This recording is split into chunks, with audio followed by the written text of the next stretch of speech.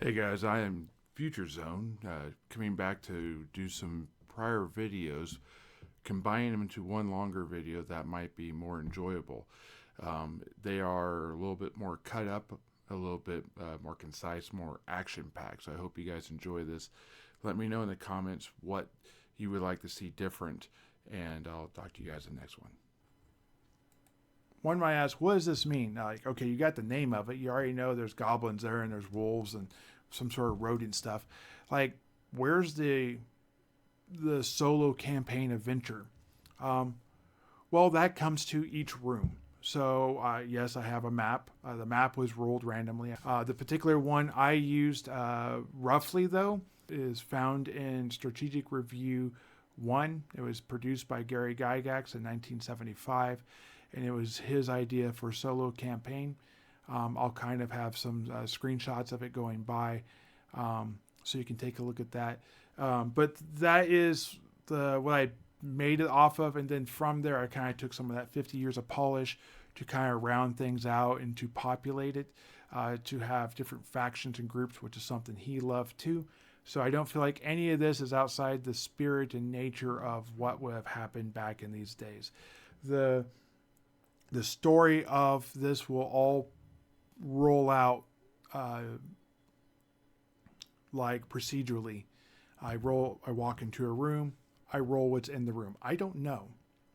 I'm going to have a list of things. I have some things that are already predetermined. There are story catches, clues, an overarching story, but how they relate specifically within the story is going to be discovered as we move forward and should be much more organic. Let's go ahead and have some fun. Let's do some Dungeon and Dragons set in the original rules.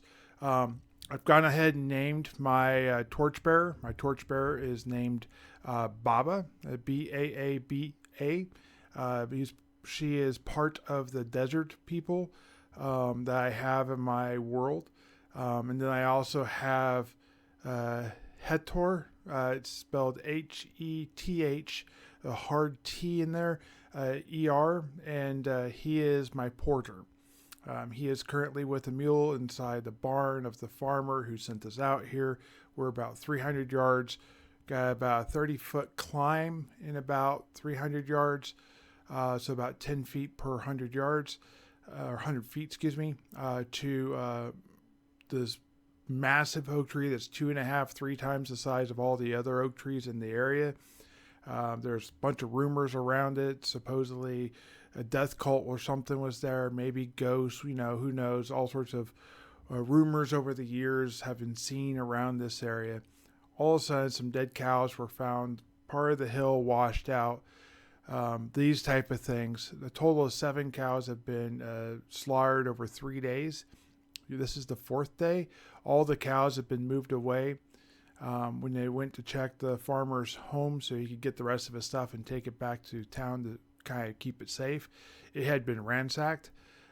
So yeah, whatever is there is definitely malevolent and causing a great deal of harm to the area.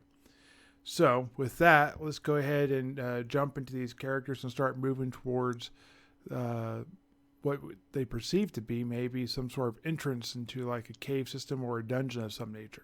Okay guys, for right now, this is what I'm going to be using for my tokens. I do have lots of miniatures. Many of them just need to be painted or organized a little better. Keeping this short nose, I'm just going to use these for right now. These are just glass beads that have the first letter of the name wrote on it. So we have Stigith, Osgar, Edith, Brith, and Myron.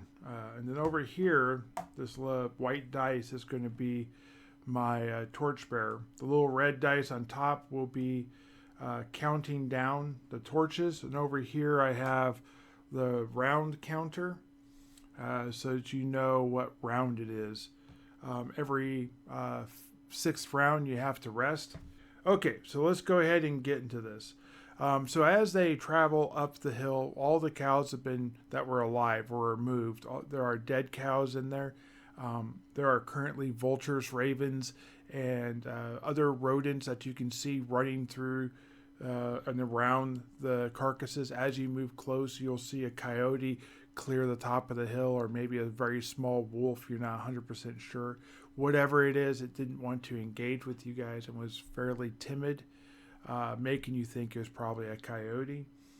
There are other canine tracks in the area. Some of them are bigger, some of them are smaller. So it could be that there are wolves in this area too. It was believed that there was. You see booted prints over here, small, fat booted prints, which the scouts from Lord Reinhold believed that these were goblin tracks based upon what they had discovered. So coming to the top of the hill, there's this huge 5 to 8 foot tall stone slab that is made of granite, darker gray, that is fairly flat on top. There's an oak tree basically growing out of the side of it in the earth, but also on top of it. The earth actually goes on top of the rock too. The roots, though, from this oak actually grow over the top of this rock and then back down into the ground itself. And it seemingly the roots go basically flat out every direction, because directly below it, you can see as you get closer that there is this wall that is made out of more gray granite stones. These stones are, when you get closer, you can tell, are shaped to be 2 foot by 2 foot and 6 inches thick. They have a groove down the top and the bottom, and along the sides. That means they interlock with each other, creating a very secure system, usually held together by friction and weight. In this case, the top stones are actually beveled to be able to support the ceiling based upon what you can see with this and this type of build that they have. So there is a 2 to 4 foot, depending on how many stones have been knocked free, portion of the wall that has been pushed out, and a fairly significant portion of earth has been moved away from the wall, exposing probably 5 to 10 feet of it, probably about 4.5 to 5 foot tall, creating a fairly decent size wide hole. With that bit of information and the fact that the dwarf sees it and sees it as good construction, not necessarily dwarven construction. Dwarves don't usually use 6-inch blocks for width. They like to go a little heavier and extra duty on that. So he believes that this was probably a well-made human construction of some time ago, probably 50 to 100 years ago, if not more. Based upon his experience, though he's a flint knapper, he himself is not necessarily a stone mason. He works with stone and to some degree. Okay, so I'm going to go ahead and do a little bit of an order of operation here. So we're going to go ahead and have Osgard go in the back. We'll have Brith right in front of him. Osgard will be facing away from Brith, so they have their backs together. Myron will come over here just near Brith, but in front of him as the elf who's currently being played as a magic user.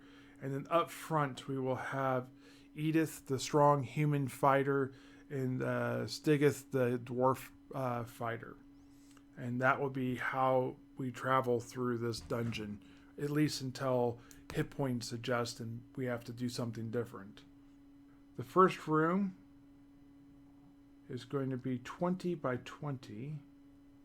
So how are these rooms randomized? How do we have, what makes this a solo game?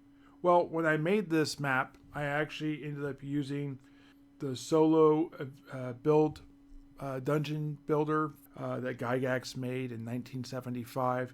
I based it off of that, and then I went through and kind of made some adjustments so it wasn't quite so linear, that the rooms kind of made a little bit more sense.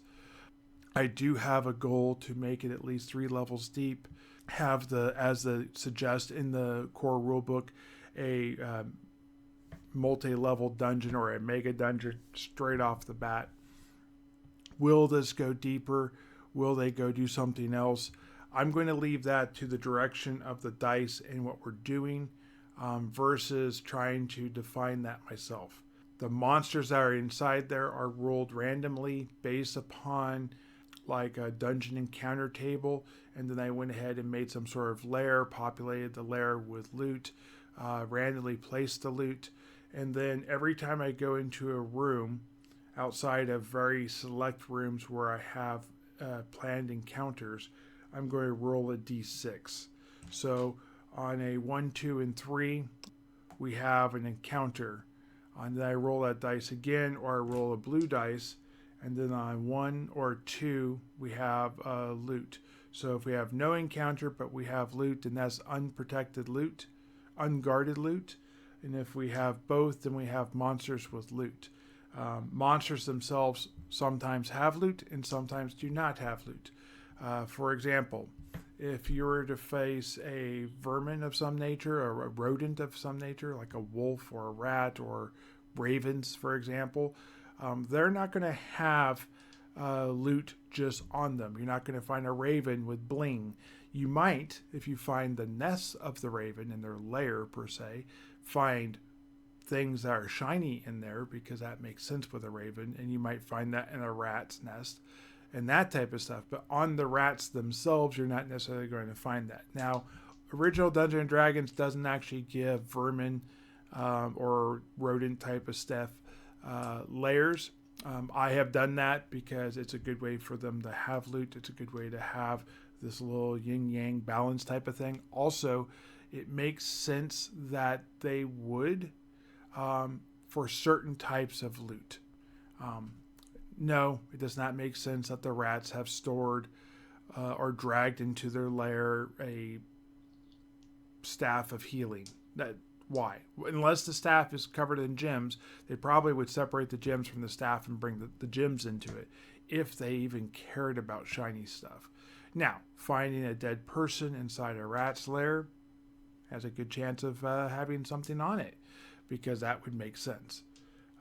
So we're trying to make it make sense and work from there.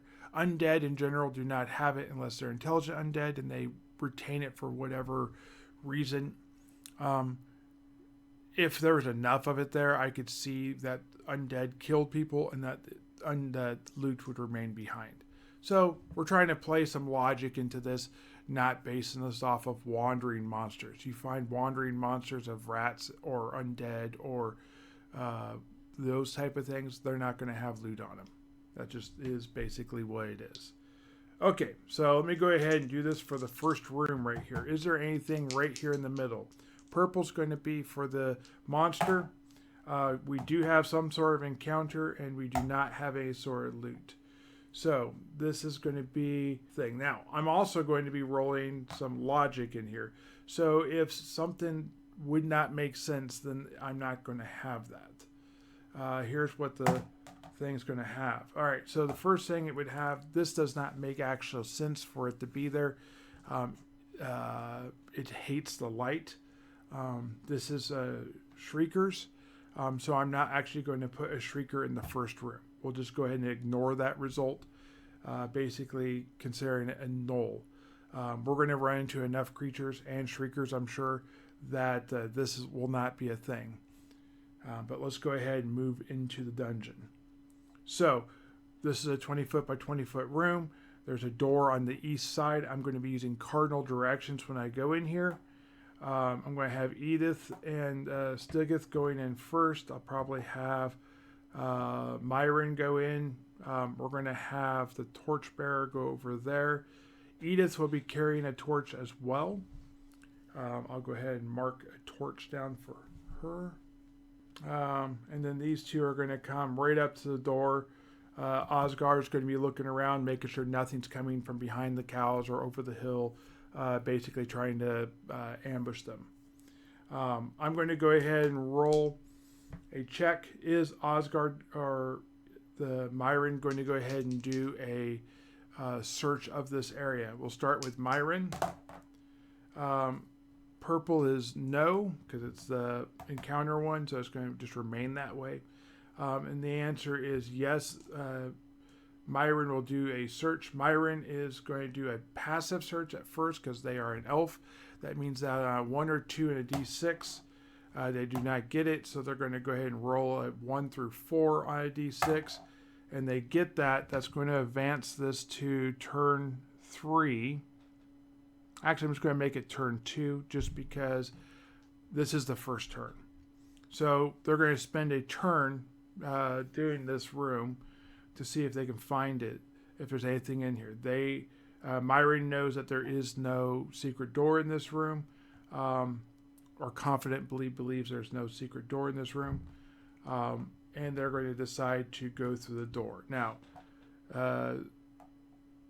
Stigith, Myron, and Edith are all going to go listen at the door. In this case, Edith will be blue because Stigith and Myron both are on a 2+. Edith is on a 1+, or excuse me, a 1. So actually, all 3 of them got it. They need a 1 or a 2 for the demi-humans, and Edith needed a 1. So all 3 of them would have determined whether or not there was something there. We're going to roll for this next room. There is neither a monster nor is there unguarded loot. I'm going to go ahead and draw that room. This room is 20 feet by 10 feet. Right here. There's another door. Right here and right here, there are wrought iron torch sconces on the wall. They are currently not being used, and there are no burned out torches with inside it. But there are torch sconces in this room. This does not actually look like it was an entrance or an exit. This was a wall that was forced out, and this is just a room at the end of a hallway. Stigith again is going to move in. Myron's going to move in. Edith will move in. Now we're going to have Brith and Osgard move in. We'll have the torchbearer move a little bit out of the way. I'm going to roll to see if Myron's going to search this room too. That would be a yes. So I'm going to do passive as blue. And if they get it, then we're not going to do the active search. But if they do the active search, then they will spend a turn doing this. So this is no to both, and they lose a turn. They're going to come over here and do a listen. Same listen check as before. Both the demi-humans get it. This is not going to be cocked. That's going to happen a lot, I'm sure. But they do get it. Let's go ahead and do a check to see if the next room has anything in it. I'm actually going to reduce this to half. So blue will need a 1 for unguarded treasure. And we're going to do a 1 or a 2 for encounter. So neither. I do that because this room is small. This is a little 10 foot by 10 foot room with a door on the other side. So we're going to have Myron walk in here. We'll have Stigith and Edith come over to here. It's basically going to fill the room. We'll have the torchbearer come in, Brith come in, Osgard again with the bow shot potentially if needed. Myron's going to do a passive only check here potentially. No. Myron's going to do a check in both. Very thorough, apparently. They do spend a turn, and there is no hidden passageways here. So they get one more turn, and then they have to rest. This is going to be for the listen check on the other side. So one of the demi-humans ended up getting successful. Let me go ahead and redraw this map because I am too far over. And let me roll to see if there's any encounter here. There's neither an encounter nor is there any loot. I'm going to go ahead and move these guys real quick. So right here, there's a little stair. The ceilings in these rooms are 8 feet tall. And in this room here, which is actually that room right there, they are also 8 feet tall.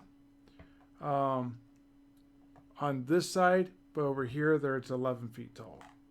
So it is going down a little bit as we go. This needs to move to a 4.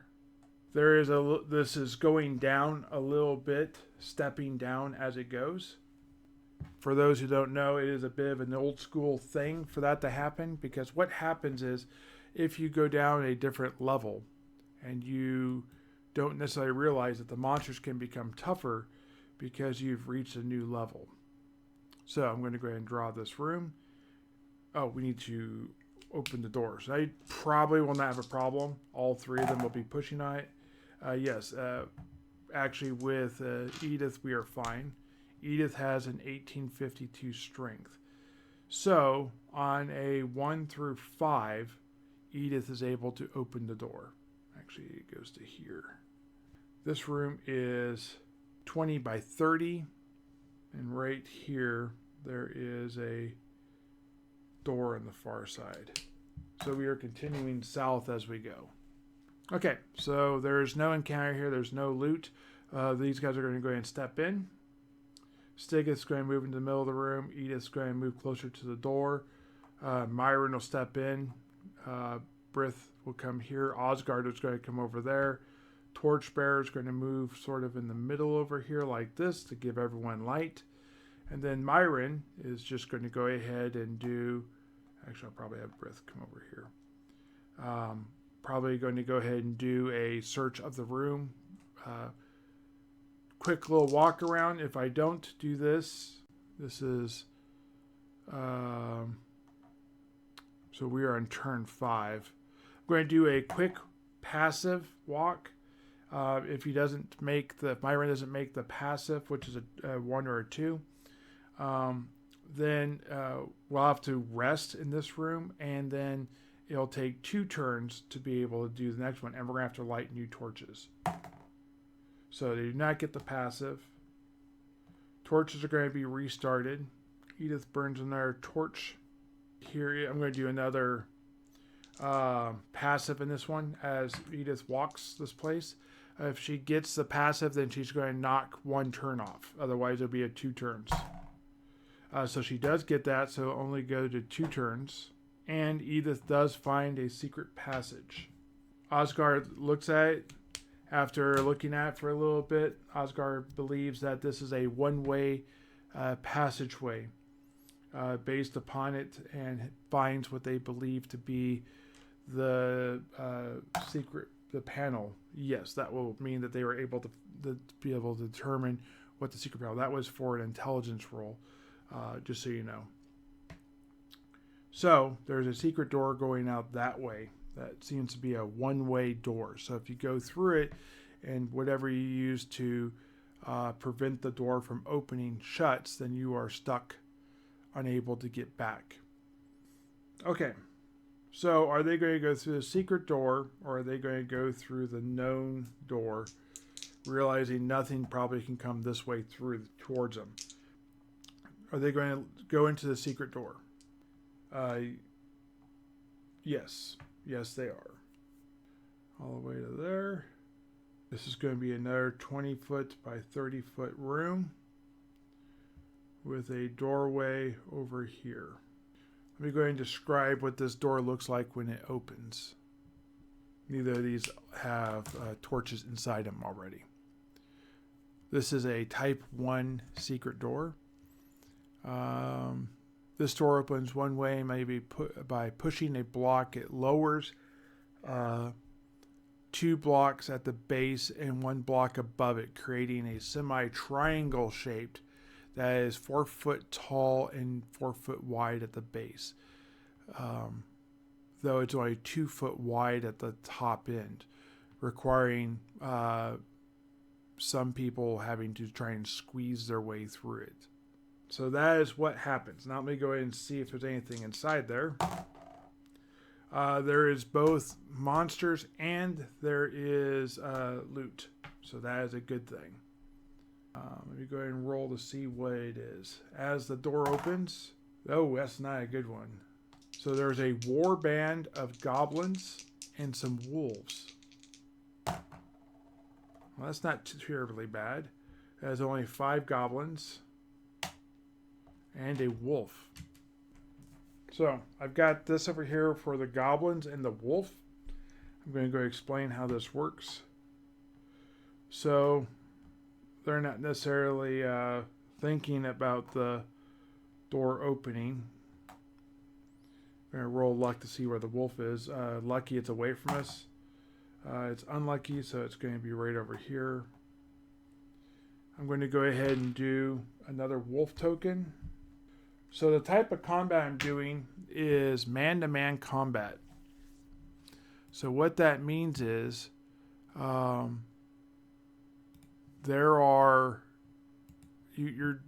treating it like the chainmail man-to-man rules. So the problem you run into is the rules were still set very much in the chainmail version of things. So while they have what they call weapon class, and you can see that, they don't go into what the weapon speed or weapon class is for the monsters, because they just assume that if you're going to be fighting monsters, that you're going to be using the chainmail mass combat rules. So I know goblins are by weapon, which is no big deal. They're going to be using swords, so they go on a 4 for weapon class. And the wolves are the question. So a wolf is going to be a 4 as well for the bite. And of course the bite does a d6. So the wolves and the goblins both go on 4. Osgard, Myron, and Stigith all go on weapon class 1. Brith goes on weapon class 3, and Edith goes on weapon class 8. So the way it works is you roll. They don't really have dice you roll necessarily in original Dungeons and Dragons, but this is what I'm doing for tiebreakers. And then after that, we figure in the rest of it. So blue will be the bad guys. So we break tiebreakers. So if we went at the same time, like if Brith was using a weapon speed 4, then he would go first before they would, gain the advantage potentially of going. If we both rolled 2s, then what would happen is we would go simultaneously, so there would be no tiebreaker, and if when one went, the other one would just get killed. This also works for spells. It also works for range, which range actually fires first, these type of things. But from here, we're going to go procedural. We're going to have moves, then we're going to have archery, then we'll have melee, and then we'll have magic last. Okay, so they were over here figuring out the door. Osgard was for sure there. Brith would be back some. Myron, who's an archer by nature, or wanting to be an archer by nature, I should say, is back some. Osgard pushes open the door. Stigith and Edith see this. They have the first chance to move. Edith is going to move here and go after the wolf. Stigith's going to come in to protect her flank and to go after the goblin. Osgard's going to back up and try and get a shot in over here. They're going to suffer negatives because of the Stigith being in the way. Matter of fact, I'm going to just determine no one can shoot through this if Stigith is standing there because it's only 4 foot tall. So he's basically going to block this. He's going to leave the torch right here as she goes through. So they have torch light, but they don't actually have a torch over there that is lit. Or no, maybe she'll drop it right here as she goes through and then readies her spear. Next turn she'll ready her shield, so she has a shield and her spear. Now, the way this works, actually, it's an inverse. So on the turn that they go, it is whoever charges goes first. So in this case, since they got the charge, the movement into it, then they're going to get to go first regardless. So Stigith is going to go ahead and attack a goblin. That will be a 7. Stigith has a +1 to hit. Goblin is using a shield and leather. Let me roll to see if they're surprised. They are surprised. So the goblin will not have the shield ready. It'll just be the leather. So hand axe versus leather is a 7. And we have that in the dice. So that will be a hit. Stig is going to do 2 points of damage. Now, I need to roll how many hit points the goblin has. The goblin has 2. So that is going to render this goblin to 0 hit points and to death. Edith is going to go into the wolf. She rolls a 5. Edith is exceptionally strong. She gets +3 to hit. So that will be an 8. Going into leather with a spear, she needs an 8. So that again will be a hit. A spear does, if I'm not mistaken. So it's going to do a D6 versus medium-sized targets, D8 versus large. So she does 4 points of damage plus 3 for strength is going to be 7. The wolf has a D6 hit points, which is going to be 4, which doesn't matter because she just absolutely runs the wolf through. Slays it where it lays before it's able to get up. And now 2 the creatures are dead. The wolf is dead, and a goblin has been killed. I'm going to give a morale check for the remaining goblins because they were stunned. That is a 7. That's not enough for them to run just because. Close, but not quite. And they are going to go ahead and roll initiative to see who goes first next turn because the goblins were stunned. In this case, it is going to be the party. Edith's going to leave the torch there, going to ready a shield, take a 5-foot step forward and grab and thrust at the goblin.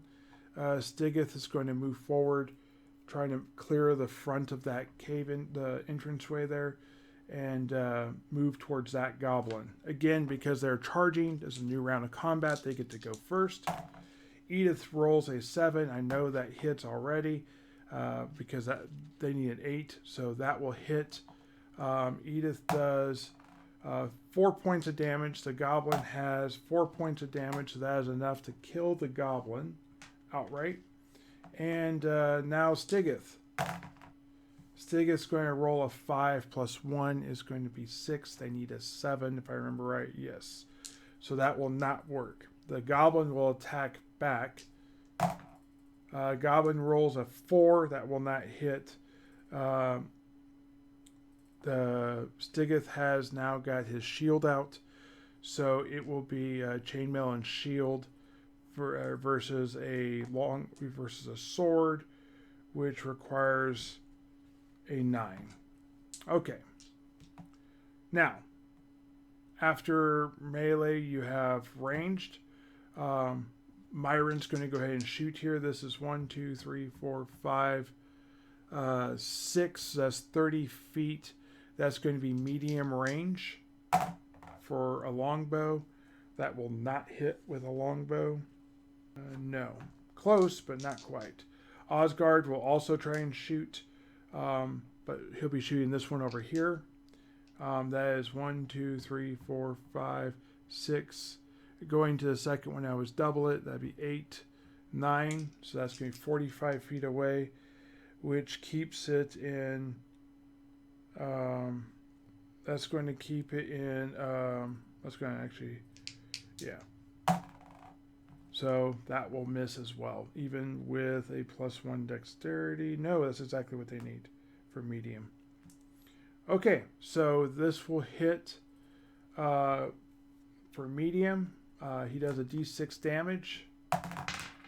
He has 3 points of damage. The goblin has 3 points of damage. Man, we are just racking this up. All right. The goblins are going to have to make an immediate panic check here. They're down to 2 of 5 goblins and a wolf. That will not be it. I'm going to go ahead and roll a d20 to see what type of routing they're going to do. high is good for the party, low is good for the goblin. The goblin will just run away. This case, the goblin is just going to hightail away. So they're going to move 1, 2, 3, and then get through this door, essentially. They're going to open the door and go. The door remains open as they go. They don't have to force the door open because they're bad guys. And will the party give chase, or will they collect themselves, knowing that the goblins are probably going to alert anything in the next room anyways to their presence and may continue to run as they go? So that is no, they're not going to give chase. They're going to collect themselves here. Okay, so we have 3 goblins that are dead. Each goblin has a d6 gold. That is a total of 12 gold. The wolf does not carry any gold. Okay, I kind of printed out my own little thing here to make my own little cheat sheet, sort of. This is a first level dungeon. There will always be silver. There's 50% of the time there will be gold. So on 11 through 20, no, there is no gold. There is 5% chance of gems. So on a 20, a jewelry, no. And there's 5% chance of a magic item. So nothing. As they went to level 2 to 3, that would be on a 19 or 20, just so you know. And that's how it works. So there's going to be a d6 times 100 silver pieces. So it'll be 400 silver pieces scattered around the room. They're going to collect it in a one of the small sacks, basically filling the sack with silver. This room also has an 8-foot ceiling. The floors on all these rooms are 3 foot by 5 foot. The ceiling are also 3 foot by 5 foot. The walls are still these 2 by 2 tiles that seem to be there. There is some oak tree roots that seem to be pushing through the ceiling in this room, creating a slight leak in the middle of this room over here in this corner. I'm going to do this in blue. So apparently this room was built before the oak tree grew big enough to push in part of the ceiling. Okay, they're going to try and spike this door and move through it. Everyone moves into the room. Of course, they're going to search this room because they've found a secret passage already. And they've been doing very thorough searches. Edith's going to go back to carrying their torch. This room will take 2 checks again. I'm going to roll real quick to see if they find it with the passive. Passive is blue. No and yes, they would find something, but there is no more secret passageways. They have spiked that door. Okay. Go ahead and pull this off here. So they have spiked this door. I'm going to go ahead and redraw it because the map is way over there. If you like this type of design and how I do it and everything like that, and this sort of old-fashioned way of kind of digging into this with erasable markers and everything and this setup, let me know in the comments so I know this is hitting right. If you're not a huge fan, then let me know that too. We are on turn 4 of this. It means we have 1 more turn and then we'll have to rest. I'm going to go ahead and draw this room again. Oops, need to get my Sharpie out of my dry erase markers. I do not want to have that problem. So I'm going to go ahead and make sure I include the room I was just in. This doorway is currently open. The party does not get much of a chance to rest as they can hear the sounds of the goblins yelling and screaming on the other side of the room. Apparently talking to more goblins. Stigith is able to understand it, and he can tell that they're talking to some sort of authority figure who is demanding to know why they have fled their post and why they look so scared. And then he hears the sound of more wolves growling. Draw a little bit of a three-dimensional view of it so you can kind of see what's going on here. This is a chair, a very large, oversized chair. Standing on it is a goblin. I'm going to put it as a goblin boss, just because it is a little bit bigger, for sure. The two goblins that ran in there are at his feet, groveling. This room is 20 by 30 foot. It has two further doors on its east side, making a total of 3 doors that are made of simple wood. There's an oversized chair, which is being used as a throne, that has pillows and cloth draped over it of different colors. There's a mighty goblin of larger size that has 2 wolves flanking it that will start to growl. I'm going to go ahead and roll a listen over here. And I'm going to roll a listen over here. Alright, so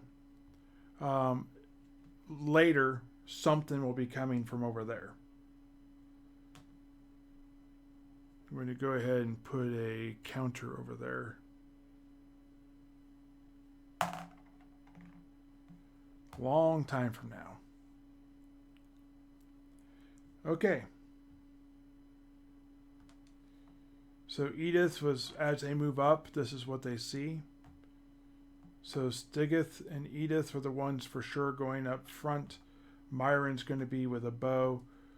Brith is going to move up as more of a combatant. And Osgar will be over here maintaining bow range. We're going to move these things to 4. And with that, we're going to roll initiative. There is no reaction table to this. The fight has definitely been on. So the party gets to go first.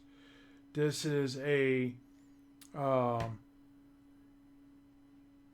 25, 30 feet away. For sure they can reach that in a round to get to here. As Edith runs through, she's going to drop her torch here. And next turn she'll grab her shield. Brith will run in and go to here. Osgard's going to move to here. Myron to here. And for now, the torchbearer will go right there. This will be the attacks. Here's for Edith against the goblin on the left. That is a 6 plus 3 is 9, which is what she needs. The goblin has 4 hit points, and she does 8 hit points, destroying that goblin. Next up will be Brith, actually, before Stigith, technically. He's using a mace. The mace rolls an 11. Brith does not have a positive strength modifier. Doesn't have a negative, so that's fine. But he does a d6 points of damage for 6 points, and the goblin has 4. So he's actually going to kill the goblin before Stigith gets to go.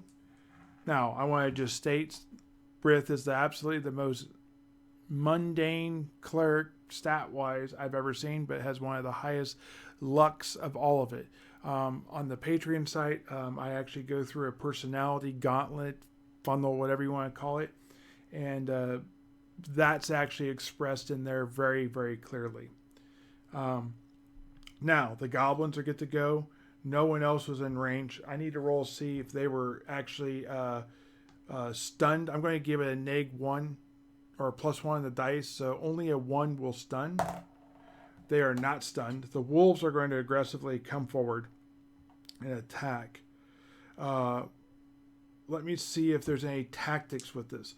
Will this wolf go after Brith? Yes. And now the goblin boss, will he go after Stigith? Potentially, no. So they're both going to go on to Edith here. This could be a bad day for Edith. So Edith does not have her shield out. She's wearing chainmail. Wolf rolled high. Just so everyone knows, 0 is not death. 0 is a 0 is unconscious. Death is actually at -1. All right. So a bite counts as a dagger. So chainmail versus dagger is going to require a 9. 9 still is hit, so we'll not have to retcon either way. The wolf does 5 points of damage. That could be devastating. Okay, so Edith takes 5 points of damage, is still alive. Massively, massively hurt. Here's for the goblin boss. Goblin boss, it rolled a 9. Now, 1, 2, and 3 goes after Edith. 4, 5, and 6 goes after Stigith. I need to roll 1 dice.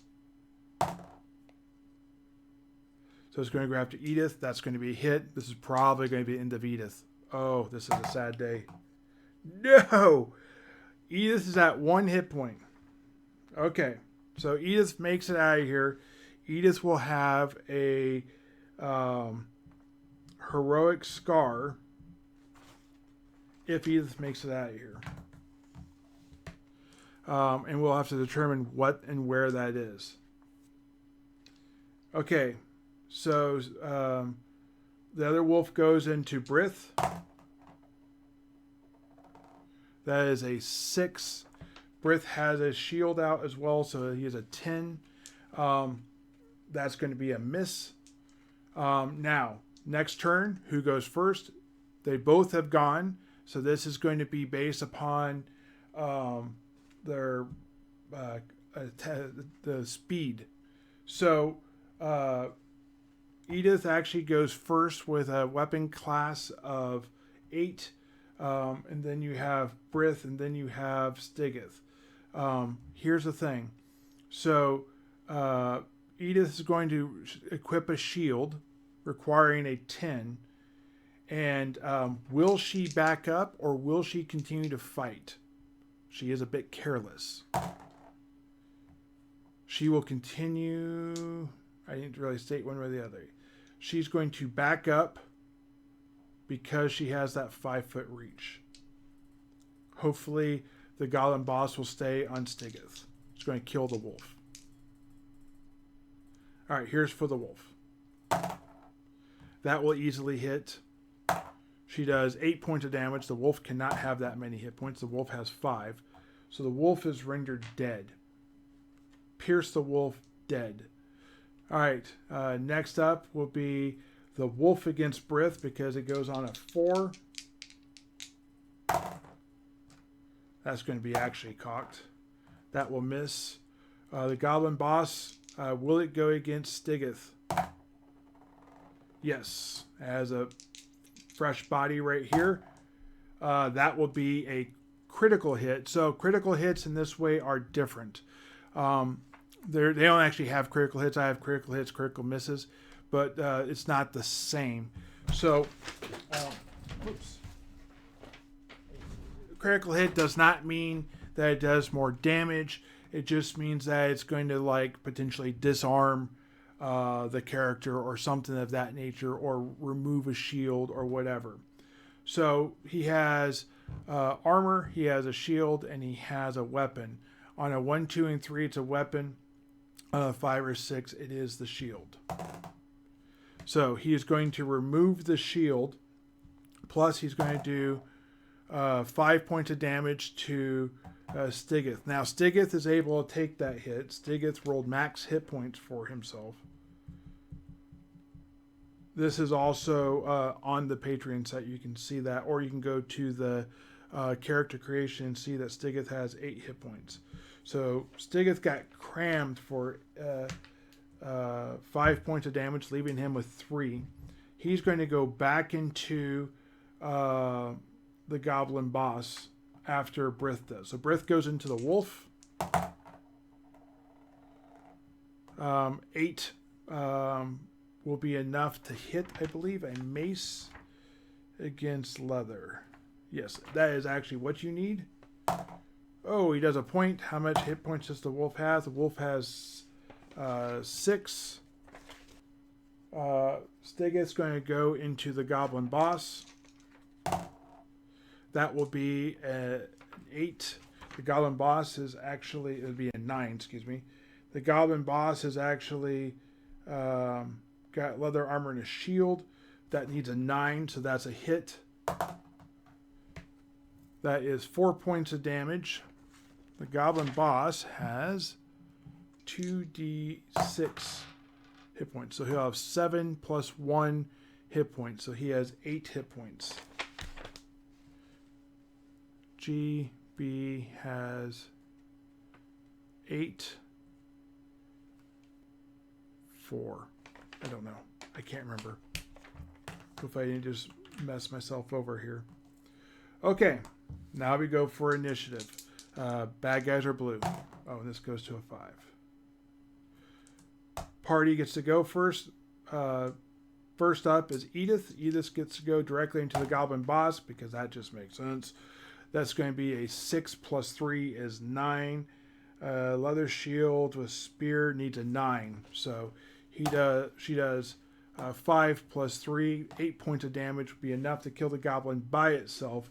But the goblin boss is killed. This is going to send the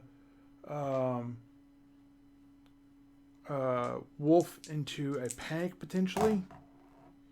Yes, that is a... Yes, rolling over is what you need for this. So, what will happen? The wolf is going to flee. Normally that'd be surrender, but I'm going to say that is a flee. The wolf is going to flee out this way and try and run.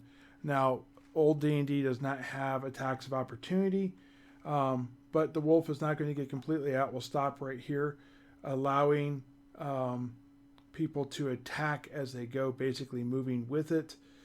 Here's for Stigeth. Not that it matters which one goes first. That's going to be a hit. And then the other one's going to be a hit. They both do damage of the same type. That's going to be enough to kill the wolf. The wolf dies. I didn't think it was going to make it through there. However, Stigeth and Edith are both badly hurt. They don't have to decide.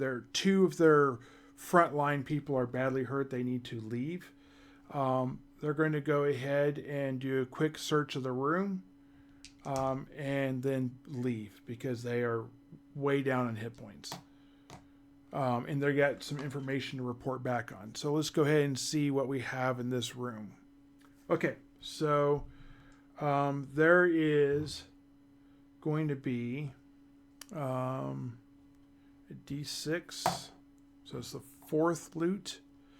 That's going to be that there's a chest that apparently the goblin boss was going through. That's going to have a D6 times 100 gold.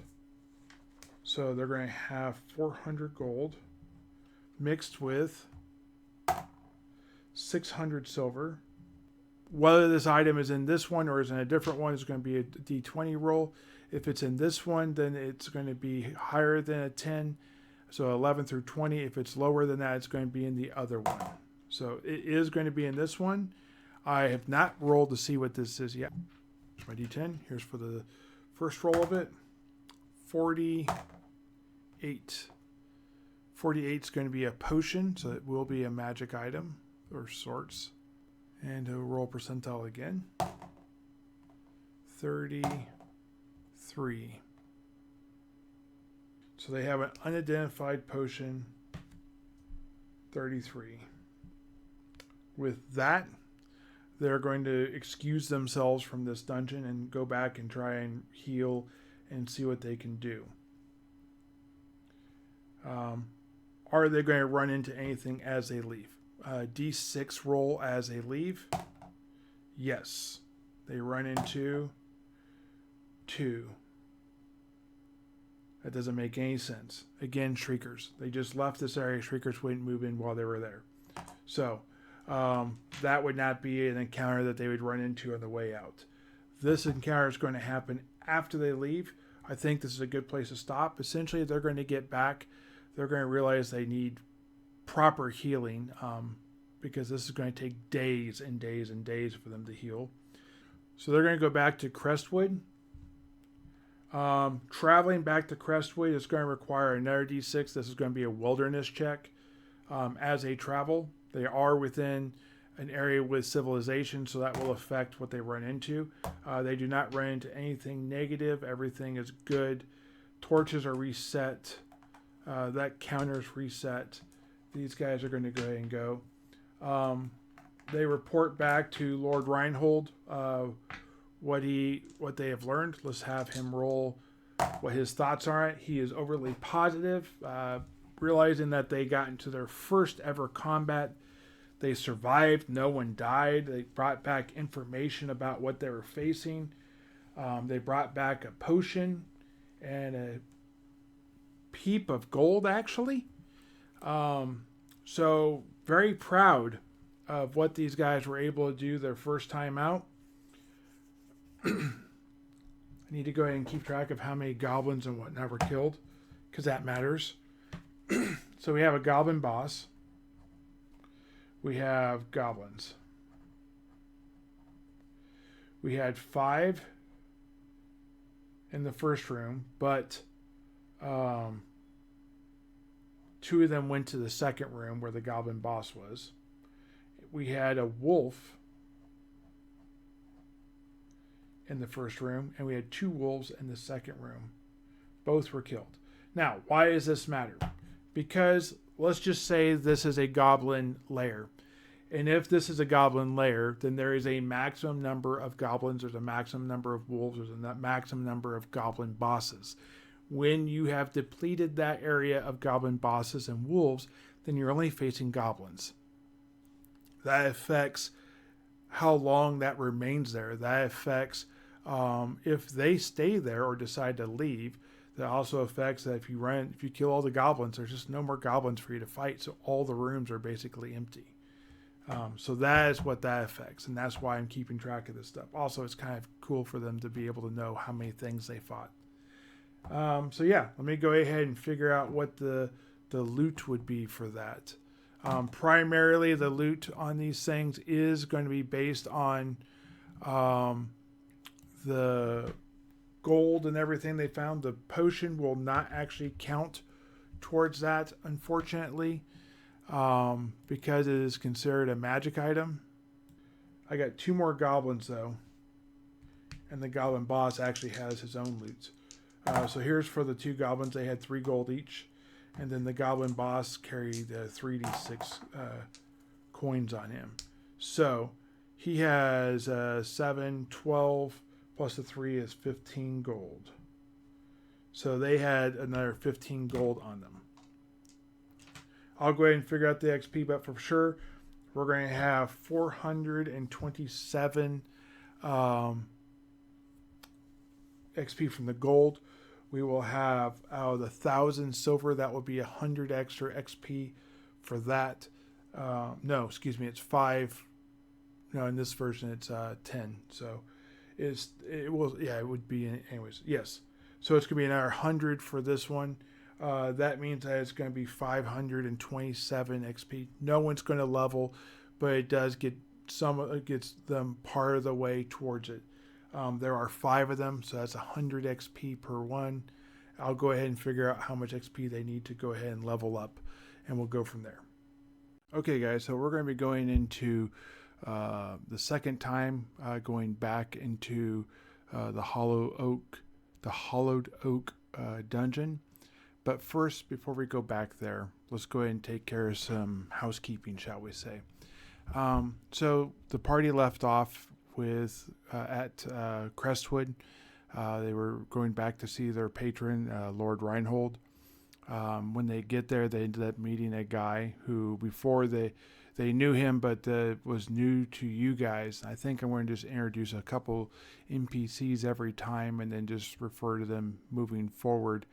so we can slowly introduce the cast of people that's around, instead of just referring to him as the villager or the farmer and that type of stuff. So the person that the party has spoken to a couple times before was the advisor to Lord Reinhold, is Edgar White.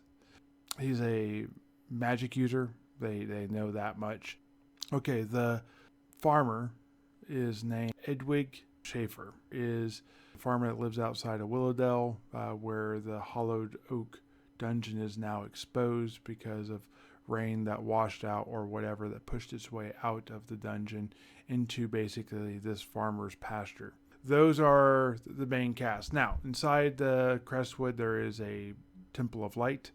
Edgar, the advisor for Reinhold, has negotiated the repayment of paying for all this expedition and the gear and setting all this stuff up. They're going to take half of the gold that was found. They still get the full XP, but they'll lose the actual gold value. And they also are going to be able to trade this unknown potion for a potion of healing and to get fully healed. The potion comes back as a potion of flight or flying. So it's about a fair trade. Figure half that potion being reimbursed and the other half would be turned in. Potions and scrolls are bought for 500 gold per level. So a first level scroll will be 500 gold because that's the cost to make it. If you were to go ahead and figure a potion of flight, that would be 1500 gold. Unfortunately, it's a magic item, so they don't get that in XP. But 750, 500 for the healing potion leaves them with 250 to pay for all the healing that was done. Is kind of a generous thing. It's going to require 2 first level heals. So they're not out of the woods, but they are definitely back up to full, and they're able to go back in literally the next day. Now, what does that mean? I have a calendar over here that I'm going to put like a little slide up for you here as the video goes. Today is the 5th of January. As far as the calendar goes, that makes tomorrow Saturday, the 6th of January, when they go back. So yeah, I am keeping an active calendar. It has the weather. The day they went into the dungeon, it was 39.2 degrees with 13.1 miles per hour wind, and the weather outside was a sunny day, so it was pretty fair. Tomorrow is going to be 31, and it's going to be 13.4 miles per hour. You get the general idea. Also, I've sort of shifted my board around a little bit. A viewer in the last one said that they felt like it was a weird positioning of the board, that they felt like they were laying down while they were watching the video.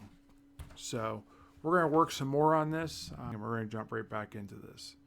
So they have 273.5 gold between their silver and their gold. They have a potion of healing. I'm going to see who gets the potion of healing. I'm going to say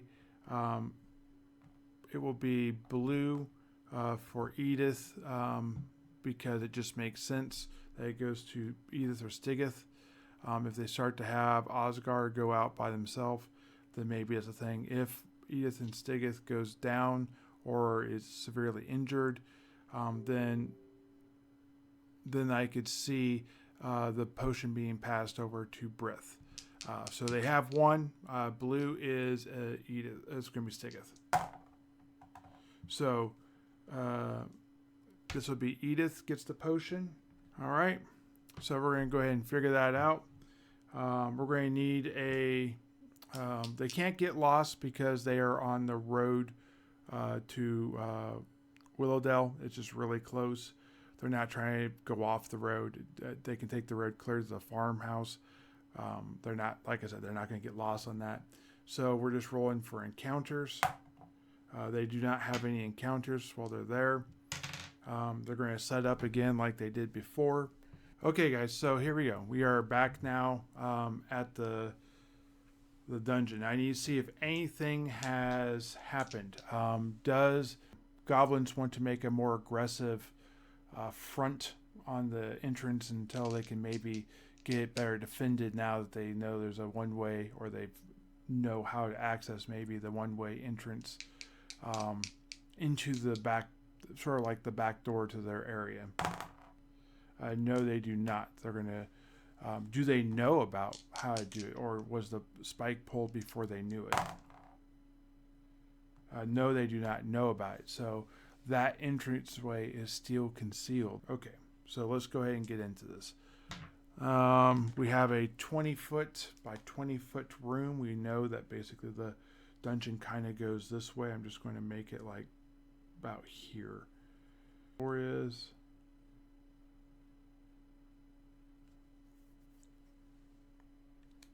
Again, the party's going to walk up. We're going to have Baba, our torchbearer. Edith is going to, again, carry a torch and not the shield. Osgar is going to go to the back. Brith is going to go just in front of him. Stigith's going to be right there, and Myron's going to basically be mid to rear archer with the bow out. Myron is also a magic user, so the potential is there for them to do magic. Okay, so random encounter. Is there a random encounter here? That would be a random encounter. Let's go ahead and see what it is. 1. Whoa. Okay. So oddly enough, during the time in which they were gone, the blood, the fighting, the fresh air, whatever it was, has caused a bunch of, like overnight, literally, has caused a bunch of things to start growing.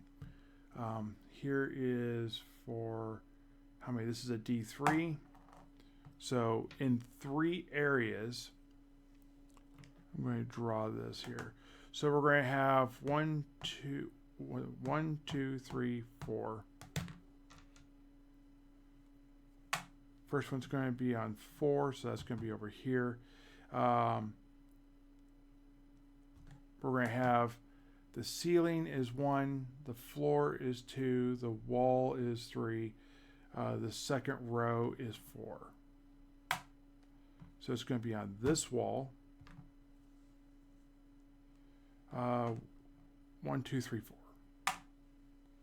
So right here, there's a bunch of yellow-looking moss that is growing out of the wall right there. Doing this again, so it's going to be this wall, and it's going to be right one of these right here. Last one. It's going to be in this wall again. It's going to be on the wall, and it's going to be right around the door. Does the party care? They are relatively hesitant anyways. Blue is always negative. So they don't sense any threat or danger to it. But they are cautious because that's very rapid growth and something that they have never seen before. They're going to go ahead and take the 10-foot stick that Stigith has and poke it.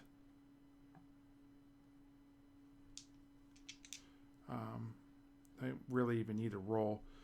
They start to mess with it with the stick. And from the yellow moss, there's this plume of yellow powder that floats into the air, going around it almost explosively. That was surprising. No one was near it because they're using a 10-foot pole. Does this make them concerned? I'm going to add a dice because I assume it would. Yes, this does make them concerned. How are they going to get rid of it? Do they know a thing that might get rid of it? No. Do they? So they don't know what it is.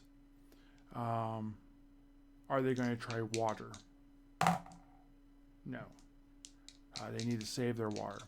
They have plenty of fire. Are they going to try fire? No. Are they going to try and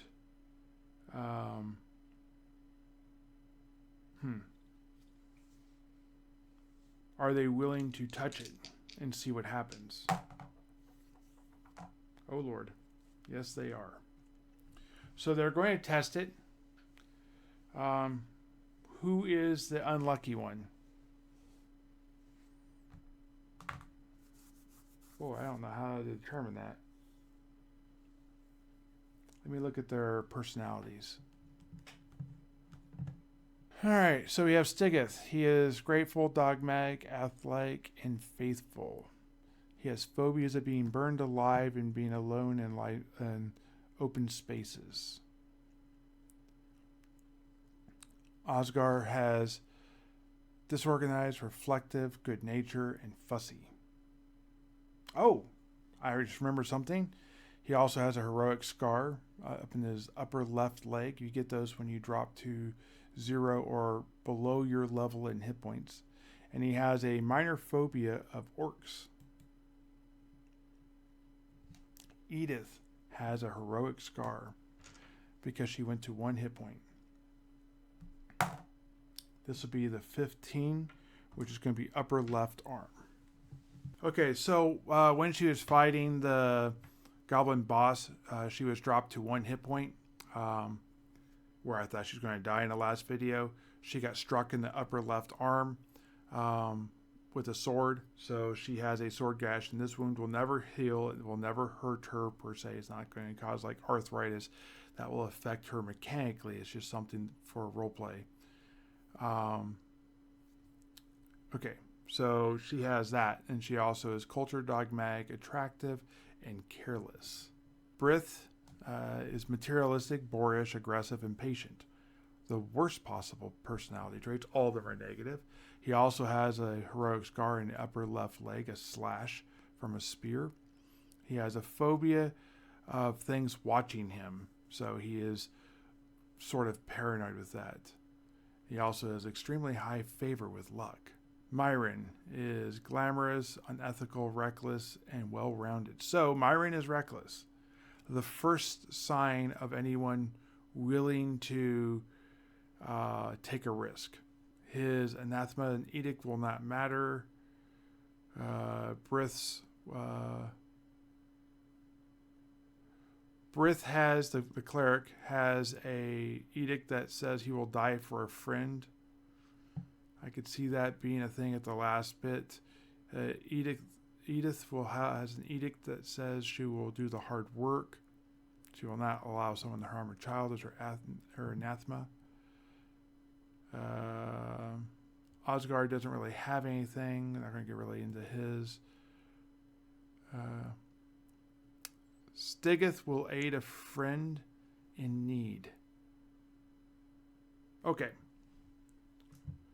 So Myron is blue. Let's go Stigeth blue, Myron purple.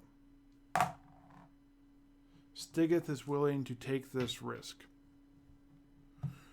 Okay, so this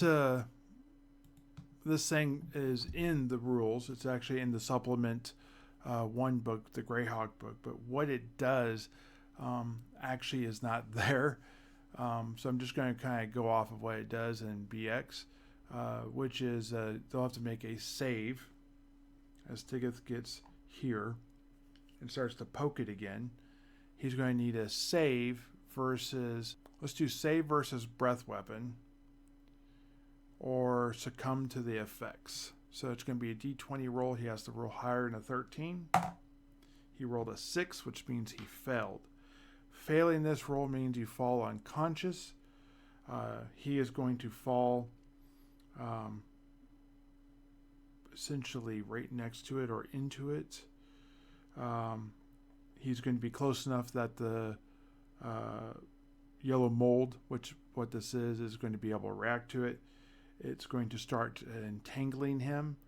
The party's going to see this and immediately come to action because, oh, heck no. That is not happening. What will Edith do? Well, for sure, she's going to grab him and pull him back. Right? Let's check out the dice. No. Is she going to use her fire since she's got a torch? No. Well, we got to have something, Edith. What are you doing?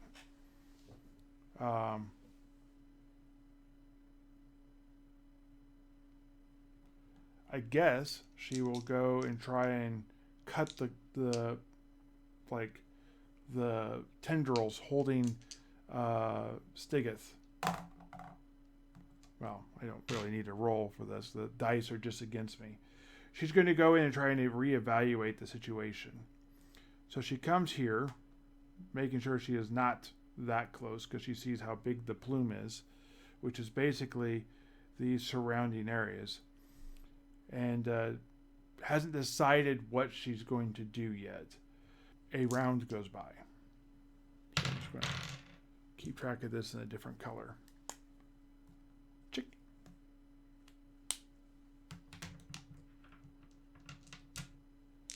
Stigeth is getting more and more covered in this yellow tendrils that have leapt out of the, we'll call it now, mold, to try and drag Stigeth over this.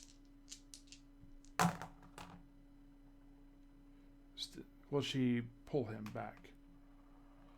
This time she will. So she's going to grab his legs. The cloud has fallen down around him, and she's going to make a strength check. I'm just going to roll a d6. Actually, we'll just do an open doors.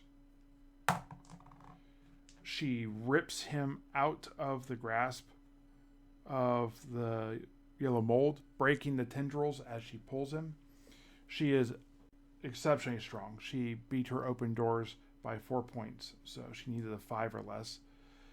She now has him over here, and the tendrils wither rather quickly and fall off. What she realizes that they started to go through his arms where his clothing was not protecting him, and that part of his body was starting to sustain a little bit of damage. They're going to pull him out of the dungeon while they decide what they want to do. Someone suggests fire, I'm sure. I'm not even going to roll for that. And they're going to drop a flask right there and then throw a lit torch onto it. Just going to roll a 2d6 to see how successful they are. Oh, they're very successful. It lands perfectly, doesn't go out. I can go ahead and erase that marker. This area goes up, killing the yellow mold in that area, burning it to basically the ground. Seeing how that works, they go ahead and repeat the process. They're going to be down 3 flasks, though. But forget that noise. No one wants to deal with yellow mold. I'm going to have Edith as the killer of the yellow mold. So let me go ahead and, on my kill tally, which I'm now keeping track of, Edith's going to have yellow mold times 3. So now Edith has 3 tallies against the yellow mold. Okay, so now that's taken care of. They spend a turn. I'm going to have another random encounter check because 2 turns is another thing I forgot last time. So they do not have a random encounter. And they are now going to go into here. The door is slightly burnt now where they took out the yellow mold. I'm going to go back to their original positions here. Again, we have Myron over here with the longbow. We have Brith right here kind of watching the doorway, standing back. We have the torchbearer over here, and we have Osgar facing out while they continue this on. So they're going to go ahead and make a check for listening.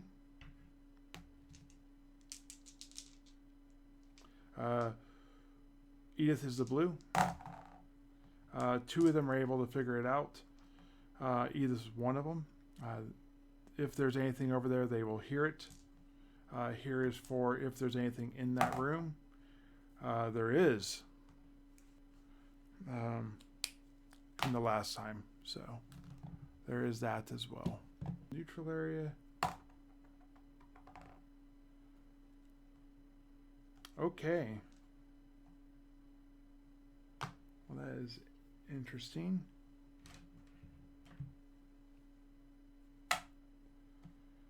So, new creature. Just going to mark them as rats. They're technically giant rats. So, normal rats are not a threat to the party. A swarm of rats is. This is one of the creatures that I added to the monster manual per se. I don't really have a monster manual. But it's one of the things I added because they didn't have anything in there for it. Let me make sure I got the weapon speeds and everything right. So its weapon speed is going to be a 3. And we're going to have rats here. I need to roll, see how far away they are. Well, in the room. Luck, it's close. Negative, it's okay, so they're on the far side. They're over here. They just came through. They could all occupy the same square technically. These will have a reaction as the door gets opened. So easily able to open a door. Even that 5 is successful. The only one that was not is that 4 from the demi-humans. The door bursts open. The rats are stunned, actually. So they don't do anything this turn.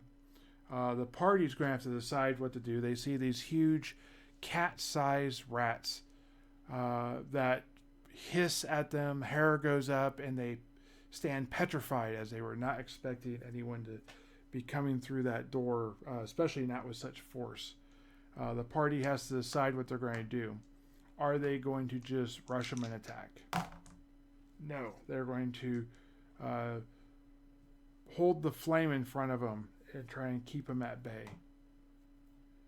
Will this deter the rats from attacking? No. The rats are incensed and will rush and attack. We will go to initiative. Again, initiative is just for tiebreakers. The party goes second. Well, they lose the tie, I should say. So all 3 of these rats are going to be right here. Edith is right there in the front. I'm going to give the rats -1 because of the fire. Because they would have a phobia of fire. The rats are going to be considered using a dagger against chain mail and shield at a 10, so they need 11s to hit. Are all 3 going to go against Edith, or are they going to use their small size to go into the room and attack from the other side? Okay. Are they going to go into the room? Yes. Okay. So 1 will stay. Will 2 stay? No. The second will go in the room. 1, 2, 3, 4, 5, 6. So they go in the room, and for whatever reason, they all jump on Myron. Not a terrible choice. Myron is actually impossible for them to hit unless they were to knock her down. So there is that. Or knock him down, excuse me. Myron is a dude. just not a very common dude name. So here's against Edith. Myron is wearing plate mail and has a shield, but not currently has a bow. That will miss Edith. The attack against Myron. Okay, so remember me talking about crickets in the last one. The rat's goal would be to knock Edith down, or Myron down, to try and take away the defensive nature of the armor. Because a person in plate on the ground is more defensive. I would not give them the coup de grace for a rat, but I would say they would hit on 7s. So I'm going to make Myron make a strength check or get surprised and basically toppled. Myron has a really good strength, 15. However, Myron rolls an 18, so Myron's going to get knocked over. So I'll write this down. Prone. I'm going to say this other attack is going to be at that higher level, which misses. But now they need 7s to hit Myron, and they're going to need 7s until someone helps Myron stand up. That is a full round action to be able to help Myron stand up. But Edith's going to go ahead and attack with her spear into the rat. That is a 4. She gets +3, so that is a 7. Spear against leather needs a 9. So that is going to miss. Stig is going to move over here and attack with his hand axe. Brith is going to move over here, attack with his mace. Osgard is going to pull his dagger and just step into the room because there's already a lot of people there. Here's for Stigith. Stigith rolls 7, gets +1 for strength. So that is going to be, and this is with a hand axe. That is going to be an 8. That's against leather. That is what he needs. He does 5 points of damage. The rat has 7 points of health. So rat 1 has 7. Did 5. So the rat is almost dead. Brith is going to attack with a mace. He's rolled a 9. He does not have any modifiers. He has a mace. He needs an 8, so he hits. He's also going to do a d6 blues. How many hit points? The rat also has 7. These are very sturdy rats. So rat 2 has 7, and Brith does neg 1. Okay, who wins initiative next turn? Party wins initiative. Edith's going to forego her attack to offer Myron a hand up.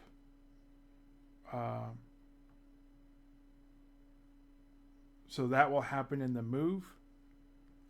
They get to go first, means it happens before the melee, so Myron is no longer prone. Myron and Edith both cannot take any actions. This is a complete DM fiat. It's just my interpretation of how this would happen. Stigith's going to go back into rat number 1. He's going to hit again. He's going to do 4 points of damage, killing rat number 1. Go ahead and mark that down real quick. Stigith gets the first killing blow against a giant rat. Okay, Brith goes next. He rolls a 5 that will not hit. Osgard's going to move over here. Let me move this rat out of the way. And he's going to jump in with his dagger and stab. He can't shoot in the melee. That is a 10. I'm sure that easily hits. I think he actually has +1 in melee too. He does. So he has +1 for damage in melee. Actually,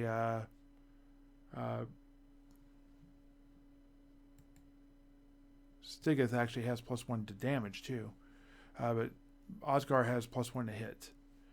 It does a D4 plus nothing. So he's going to do 4 points of damage. And the Torchbearer does nothing. Now, the rat's going back. It's the rat going to continue to attack Myron because Myron stood back up. No, he'll go after Osgar with the lowest armor or the weakest armor. Yes. So going into Osgar because he's a weak target is not productive for him. He needs a 7. He rolled a 5. This rat going into Edith is going to need a 10. Gets a 6, and that does not happen. We're going to see who goes first this round. Party members go again. Edith's going to stab the rat in the stairs. That will miss again. Myron's going to go ahead and stab with a dagger into that rat. That is a 9, which hits easily, and he gets a D4 plus 1. He does 5 points of damage, killing that rat. This rat's going to have to make an immediate morale save, which that will fail. Also, when I rolled a 20 with the wolf running last time, I should have had that wolf surrender so they could maybe have the wolf do that. In this case, the rat's going to run and go through the crack of the door where it came through and flee. This rat is dead. And there are no more rats. So no one gets the kill, but they do get the tally for XP on the third rat. And Myron gets his first kill. Myron was an absolute beast on in the personality thing. So it's kind of funny that he hasn't got any kills yet. I'll talk more about that in a future one. So they had a little skirmish. This is going to eat up a turn. That was another thing I had been forgetting, is that all fights take a turn to recover. I'm going to go ahead and roll for the next, not the next room. We know this room is like this. There's not going to be anything in a 10-foot square like that. So this is how they're going to line up. Okay.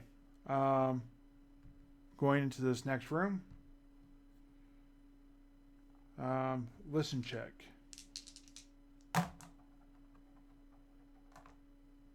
They do not hear anything, so they're going to bust open the door. The door opens because Edith pushes it. That is my symbol for a one-way door. Just so you know. Now, is there... Oh. Unguarded loot. Unguarded loot. Unguarded loot's blue. Mobs are purple this time. Neither. Okay, so they go into this room.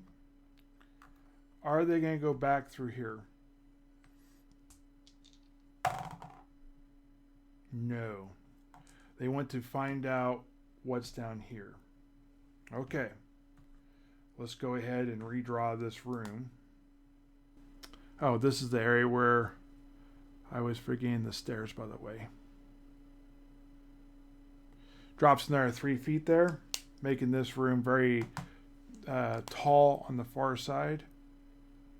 If you guys like this type of drawing the map, erasing the map, keeping track of it,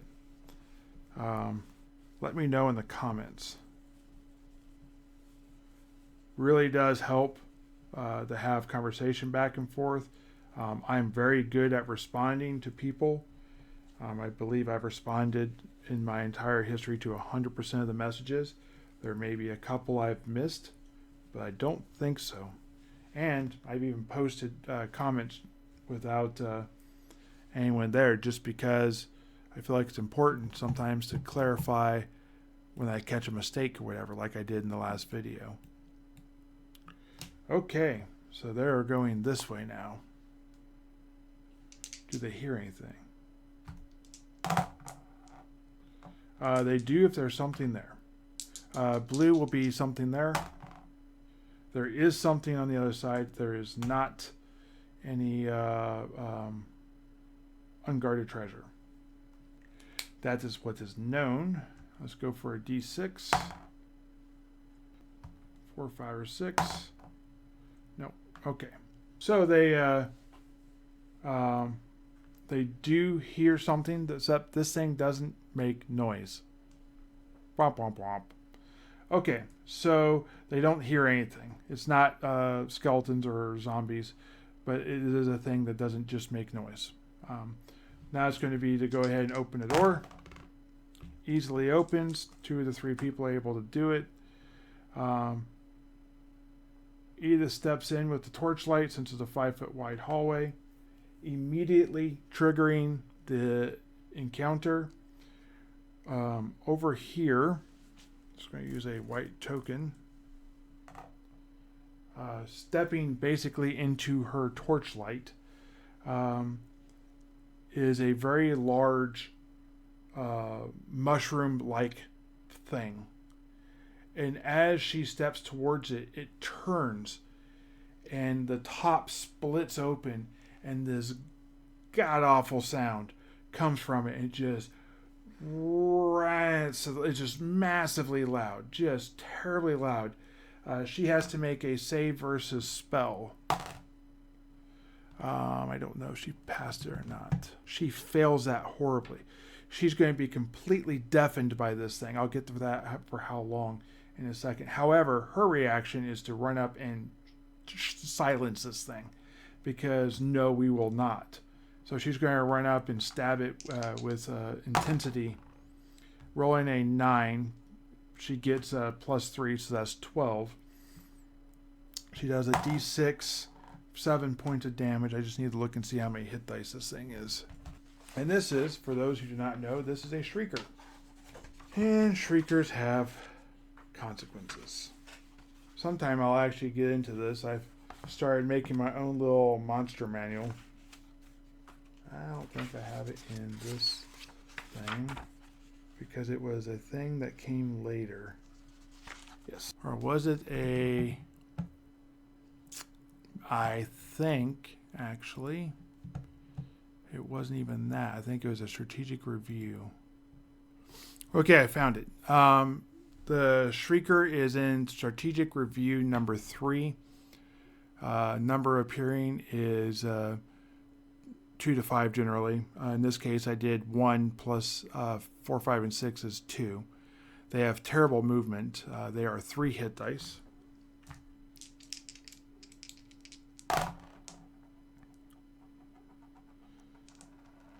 So this one has 10 hit points. She did 7, if I remember right. These normally quiet, mindless fungus are ambulatory. I think I said that right. They live in dark places beneath the underground. Light within 30 feet or movement within 10 will cause them to emit a piercing shriek that lasts for 1d3 turns. Has a 50% chance of attracting wandering monster and lasts for 1 turn thereafter. Oof. So even after you remove it, it has a chance. Worst possible case, purple worms and shambling mounds greatly prize shriekers as their food. So we're not going to say one of those randomly comes into it, but if you are deep enough into a dungeon, that would be a type of wandering monster that could come. All right, so I'm going to go ahead and, I don't think it matters between their movement. She's just going to go back into it again. This will be enough to hit because it has AC 7, which is leather. Leather needs a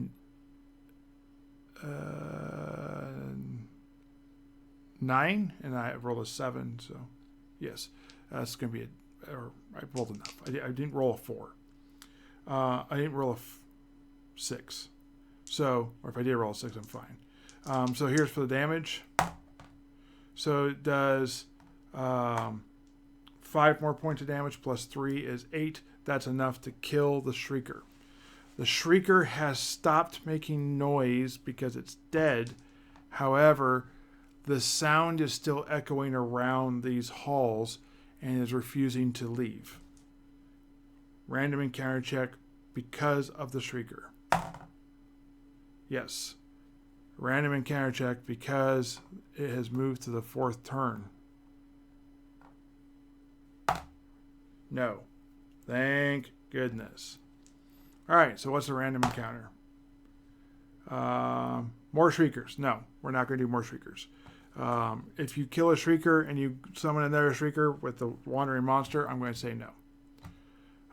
That just makes sense. Alright, Shrieker dead. Edith is going to lose her hearing for a D4 turns. So she has 3 turns loss of hearing.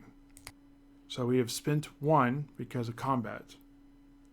So she's not going to be able to react to anything anyone says to her. She's just going to have to go off of visual cues. And her ears are going to be ringing and frustrated. This also means she cannot listen at doors. It's going to push her back a little bit.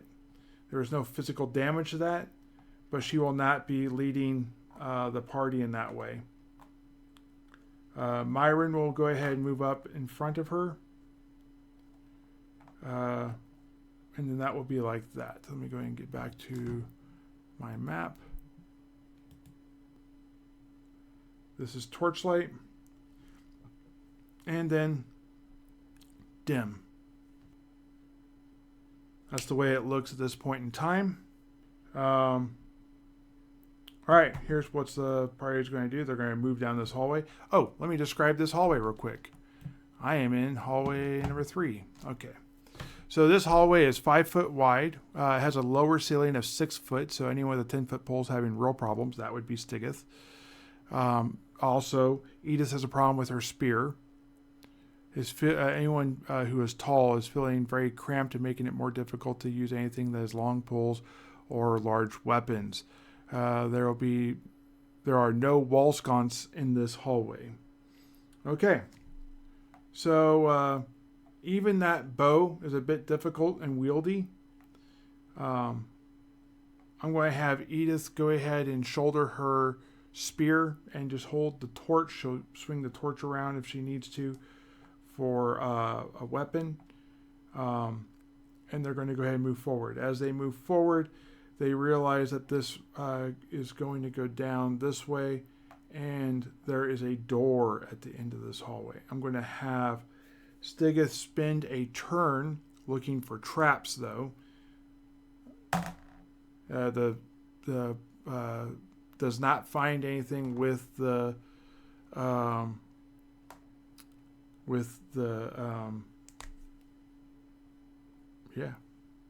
10-foot pole. I'm actually going to have Osgard stand right here. So this is a 10-foot, this is a 5-foot wide hallway, and there is a door right here. Stigith and Myron are going to go up to the door and listen. Neither one of them hear anything. I'll go ahead and see if they can open the door. They are able to open the door. Let me go ahead and redraw this. Okay. Stigith and Myron will go ahead and push on the door. They push open the door. The door opens into a 10-foot wide room. I do need to roll an encounter chart for this. And there is a massive 10-foot wide door on the south end of this room that has that's made of stone, and in the stone it has been gnawed upon by something that has created a crevice at the base of the door that is about 6 inches wide. Here's for unguarded treasure and for encounters on a blue. So there is an encounter. Again, we're not doing shriekers. It's too soon. I haven't even got rid of the effects from the first one. So the party's going to step into here, or at least some of it. Myron's going to step here.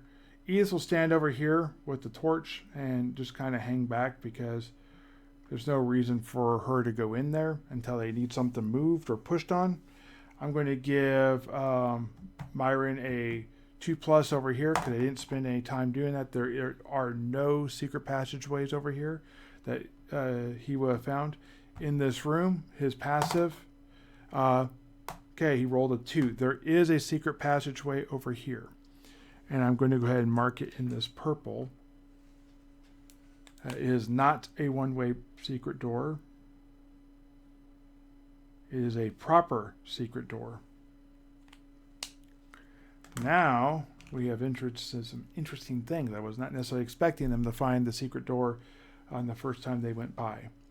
Myron will go ahead and try and find the lever. Has a 15 intelligence, I know this. That is under it. So Myron is able to find, again, the secret passageway. She expresses, even to Edith. Let me give her a charisma check, actually.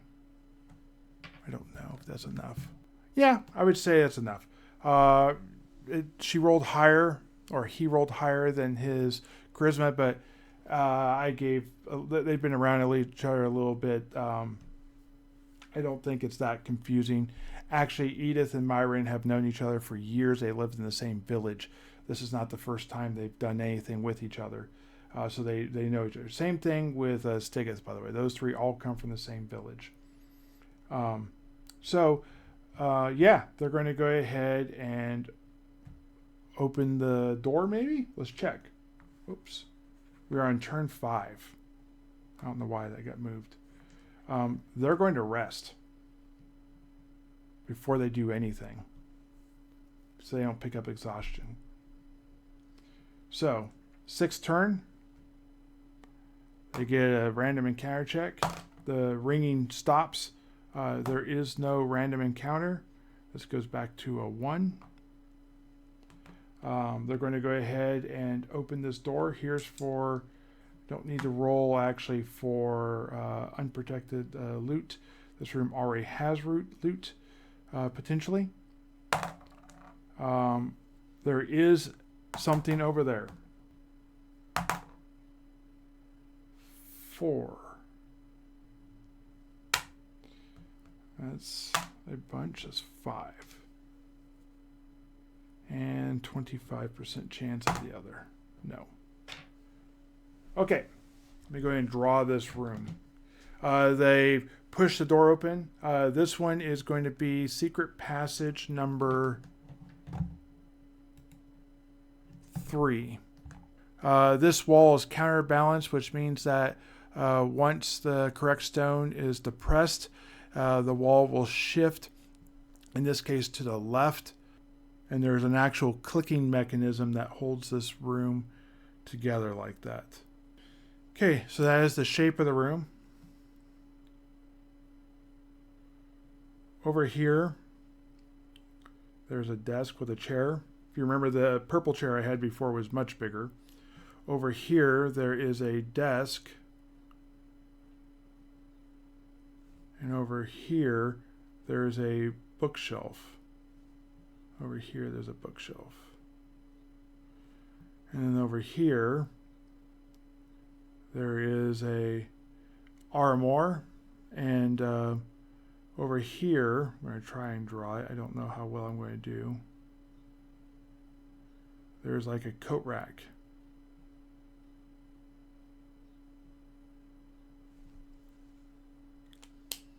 I'm going to give Myron a... So he notices it absolutely immediately. There's a layer of dust throughout this room. And there is a main pathway through here where whatever the creatures are that are literally inside this room right at the second, use this as a way to egress back and forth through the room. There are goblins. There are 5 goblins. They happen to be here.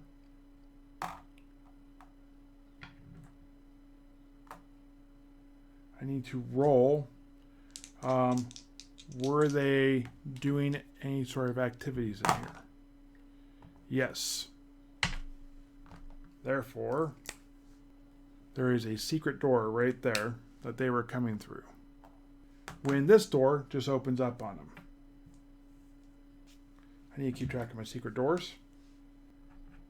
I give accomplishment points when they find a secret door for the first time. So this one will count as well just because of happenstance, luck, or whatever. But this one for sure will. Okay, so morale check. Are the goblins... Well, first of all, are the goblins surprised? Yes, they are. Is the party surprised because they didn't make their listen check? No, they are not. What is the party going to do? Is the party going to try and negotiate or just attack? They're going to... Are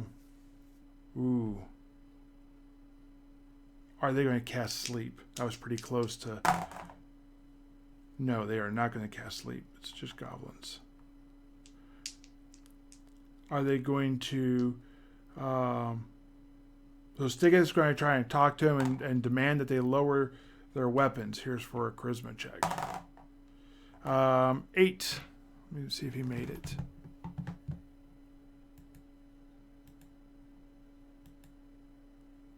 Stiggus has a 9 charisma, so he was able to make his charisma check. This will force the goblins to make a, not necessarily a morale save, but it's going to give them a +1 on their reaction chart to see what they're going to do if they're going to be, if they're considering not fighting. So they rolled an 8, that would be a 9. So they're going to speak back in Goblin to Stigith, who the only people who are able to understand. Edith is no longer deaf, but she does have a ringing in her ears. I'll give her a -1 to listen checks, which means she might as well not even do it. That's my thing, not the game. I'm just going to say for another 3 turns, she has ringing in her ear. Okay. They're going to try and negotiate some sort of deal where, let's see, what does the party want? Does the party want information? Yes. Are they willing to pay for it? Unsure. Do they want the goblins to surrender? Hard ask. No. Do they want the goblins to leave? Yes. Will they allow the goblins to go that way? Since this way is... No, they do not want goblins behind them. They tell the goblins, leave now and we will not kill you. So they're looking for the easy loot. Will the goblins leave? 7. I'm going to take the charisma check we already had and say, yes, the goblins will gladly leave, given the opportunity to not fight a party of adventurers. And they go out this door. Myron and Stigith will go over here and try and find a way to shut that door. Myron is going to be the blue.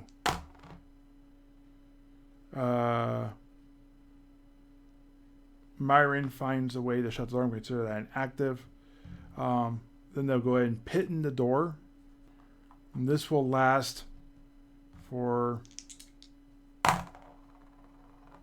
6 rounds. So, I'm going to go ahead and say they're going to search this room real quickly. I'm going to give... we'll have 4 of them search. I'll do it in 2 rolls. I'll give Myron the blue dice when I do it. On a 1, they find super secret stuff. On a 2, they find something, if there's anything. So they do find the super secret stuff. I don't need to roll anything beyond that. I'll roll for the other two. No, they don't find anything with that because I was giving them negatives. Let me go to room number 8D. Not 80 like 80, but like 8 and the letter D. This room is shaped a lot like a gemstone. It has no natural doors to enter it or exit it. You know about the two different secret doors. The other one, by the way, is a secret door number 5. Let me get to that real quick so I can describe how it shuts. Secret door 5 hinges in a weird place, allowing you to push through the wall and then slide that piece left. The stone touching it then pushes down and away, allowing it, a diamond-shaped hole 6 feet tall and 6 feet across in the middle. And that's the door they shut. This room is a study of some sort with a desk and several beakers. On the wall there used to be filled with liquid whenever it was used. The room seems to be traveled through often as their floor is swirled with scuffed footprints and drag marks. There is a robe hanging on the hook that is slightly covered in dust, as most of the surfaces in the room are. Okay, however, when they were tossing the room, they found a floor panel that has a stash inside it. Inside there's a scroll tube and a golden armband that can be used as a clasp but no longer seems to clasp properly. We'll worry about what the rest of that means. They start to hear banging over here. Are they going to now fight whatever is coming through that door, or are they going to leave? And by leave, I mean leave. At least go this way and not try and make their way through this little door. They are going to, let me put a stipulation on this. Are they going to leave? I'm going to say yes. There was 5 there before. They don't think they came back with 5. There's probably more than 5. So yes, even though that was a no, I'm going to say it overrides. I'm going to go ahead and say they're going to get a random encounter check to see if they find anything. They're going to go back to room number 3 or 2. Yes. And they have that secret passageway. They'll see if anything follows them back to that room. Let me go ahead and we'll find that out in a second. It's a good defensive position where they have more room. They have a way they can get out. They can set up in the right order. And there's a chance they may not even follow. Okay. So we're going to draw room number 2. So they spent another torch. So this is how they're going to line up. They know that is a one-way door. Now, do the goblins pursue? No, the goblins do not pursue. A round goes by. They're on the 3rd round, and no goblins pursue the chase. They don't even hear the door on the other end open. The goblins aren't interested in doing that. They're just trying to push them back. We're going to do blue is no, purple is yes. Are they going to go through the one-way secret passage? I'm going to do this with 2 dice because I really feel like this is a yes answer, but we're going to see what the dice say. Yeah. Box cars on the purple. They are for sure going to go through the secret door. Now, the question is, what do we find over there?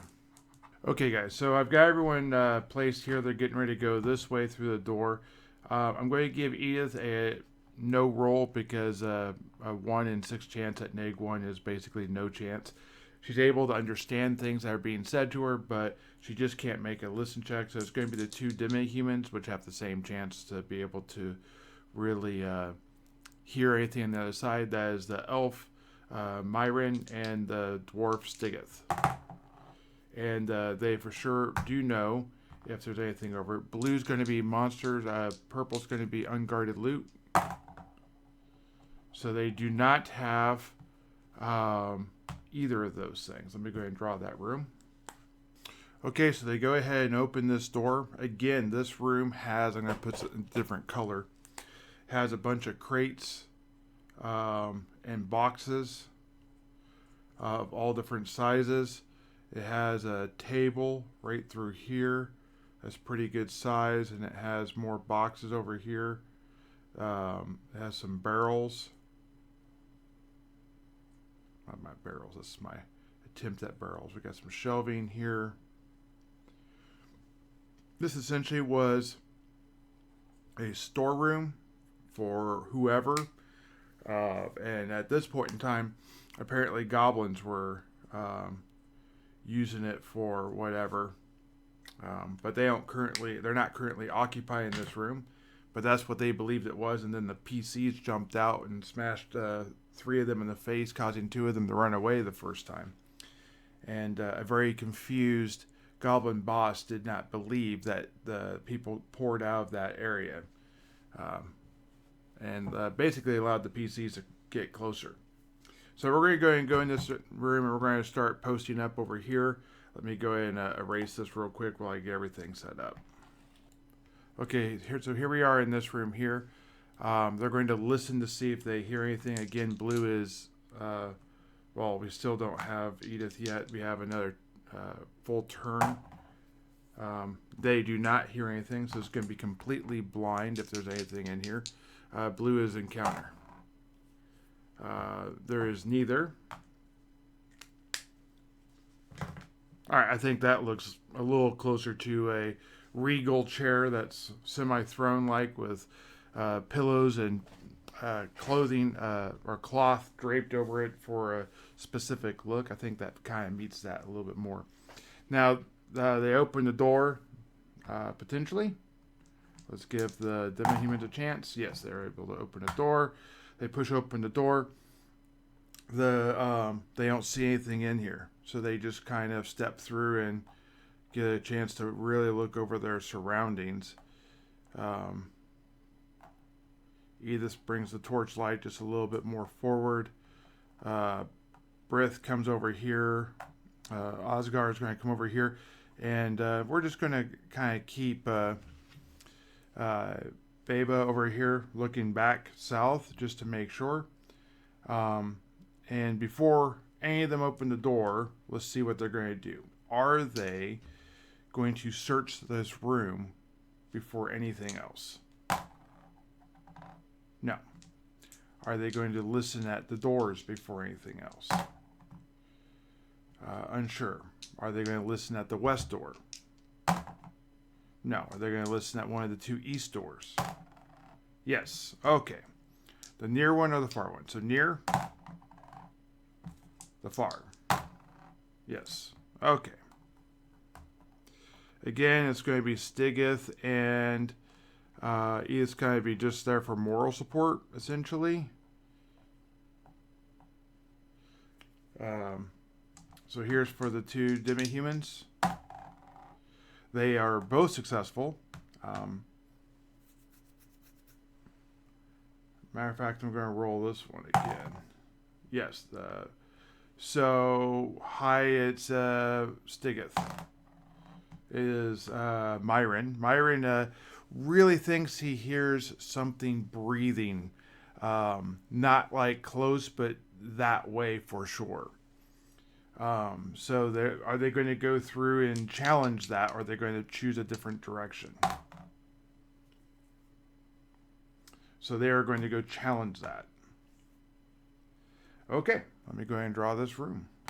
Okay, so we have another 10-foot room. There's a door to the south. That's a stone door. That is, I'm not going to do the stone doors, I think, in like a solid, so I can distinguish them. I think that's how I'm going to do that. This door over here is reinforced, made of a stronger wood with metal bindings that go through it. So it is for sure a more sturdy type of door. Are they going to try and look at the stone door or go through this door? Or let's go see which direction they're going to go first. So high, it's the stone door. So they're going to try and figure out the stone door because they don't figure they probably heard anything breathing from the other side of the stone door. We'll send Myron over there because being the elf, he is probably the most proficient at it. Here's for his passive is blue. Does not passively pick up anything. Are they going to spend a turn to try and see if he can figure out if there's a secret way into it? He sees there's a key. No. There's a keyhole. It looks to be a very secure door. Either you need to find a different way in or you need to get the key, in his opinion. It's not anything secret. So, are they going to go through this door? Or are they going to back off, seeing that there's this type of thing? They're going to go for it. All right. So, Edith can now hear, because it has been that extra turn. No, it has not been the extra turn. Edith cannot hear. But Edith's going to be there. For sure. So, all three are going to push on the door, even though Edith can't hear, because the door is reinforced. Okay. Here's for the roll. Okay. They easily push open the door. It's in a single motion, they push open the door. This is a 10 by 30 foot room with the door on the east side of the room. There are markings on the wall that is written in what looks like some sort of goblinoid or orc. And Brith looks at some of this and really can sense that some of it's written actually in chaos. We'll worry about what that actually says here in a second. Because pressing on us right at the moment, we have some goblins at least. So we have a total of 4 goblins. See if there's any wolves on guard duty. No, there's no wolf on this guard duty. Luck. Where were these goblins at? They're pretty lucky. So the goblins are going to be right over here. Essentially all occupying their own space. I'm going to say luck to see if we heard some sleeping. So they're fairly unlucky. Only one is sort of asleep, but when the door opens, it immediately awakes. I'm going to go ahead and put the goblins on their space. They're using swords. And they have shields, and they wear leather. Okay. So we're going to do an ish. Again, this is for movement tiebreakers and spell type tiebreakers and those type of things, not necessarily for combat. That's going to be based on weapon class. I keep saying weapon speed, I mean weapon class. Weapon speed is a whole different edition of the game, and it means something completely different. PCs win that, so they're going to go ahead and get the first move, which is good. Myron is going to go over here and shoot with the bow. Edith is going to come over here and stab with a spear. Stigith's going to come over here and swing his hatchet. Osgard's going to come here. Ooh, yeah. Brith's going to come. Boy. Try not to get in the way of things. It's going to come here. And we'll go ahead and give... Myron's going to get the first attack. Boy, you can't shoot in the melee. Will Myron go in the melee? Because there's just not... This is a very tight space. Yes. All right, Myron's going to jump into melee. Not his preferred place, but Edith does have a spear. It makes a lot of sense. All right, that's going to make Brith have the room to come over here. And we'll have the light shining through there. All right, so highest initiative for the melee is going to be Edith. Edith's going to go into the goblin directly in front of him. Her. I rolled a 4.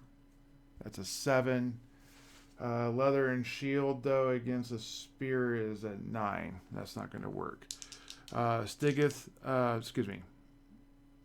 and Myron both go in the same speed. Stigith with the hand axe. Guy at 9 gets +1 for 10. That is easily enough with a hand axe. Actually, it's not easily enough, but it is enough. He's going to get a d6 +1 for damage.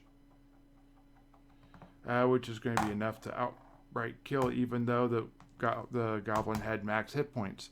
So this goblin dies with a quick, brutal slash of an axe because of a good dice roll and because of a strength bonus.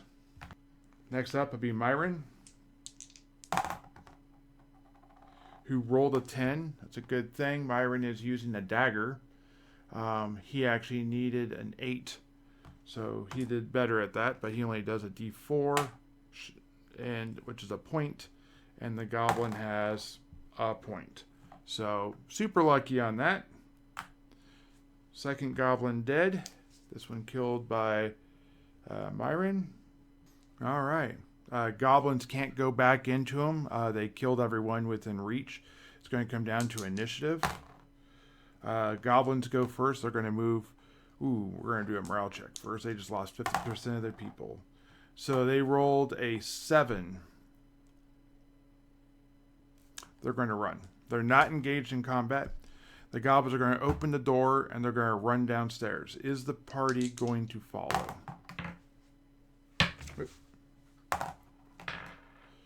Yes, they are going to give chase. Let me go ahead and draw the stairs.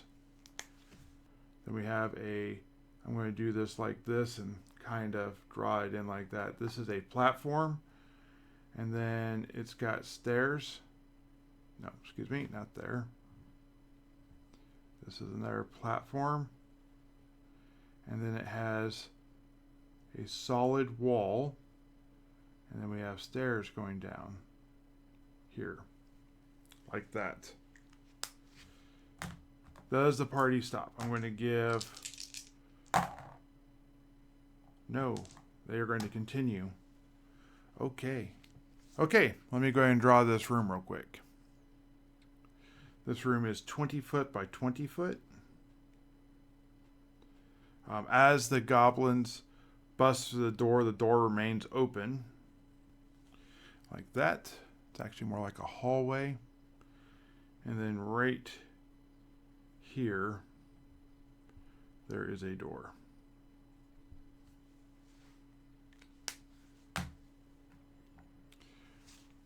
The goblins are going to continue straight into this room, busting open that door and just continue to run. All right, Stiggett's going to make it to here. Myron's going to make it to here. Edith's going to make it to, I got this backwards. Okay. So Stiggett makes it to here. Myron makes it to here. Edith makes it to here. The goblins are here.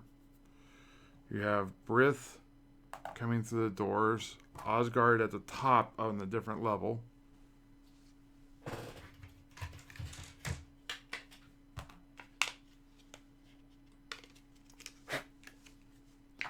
So I'm going to put him like that. So they know he's not there, he's up. And also up there is Beba. Edith has a torch. Okay, so the goblins burst through the doors and continue to run. Are we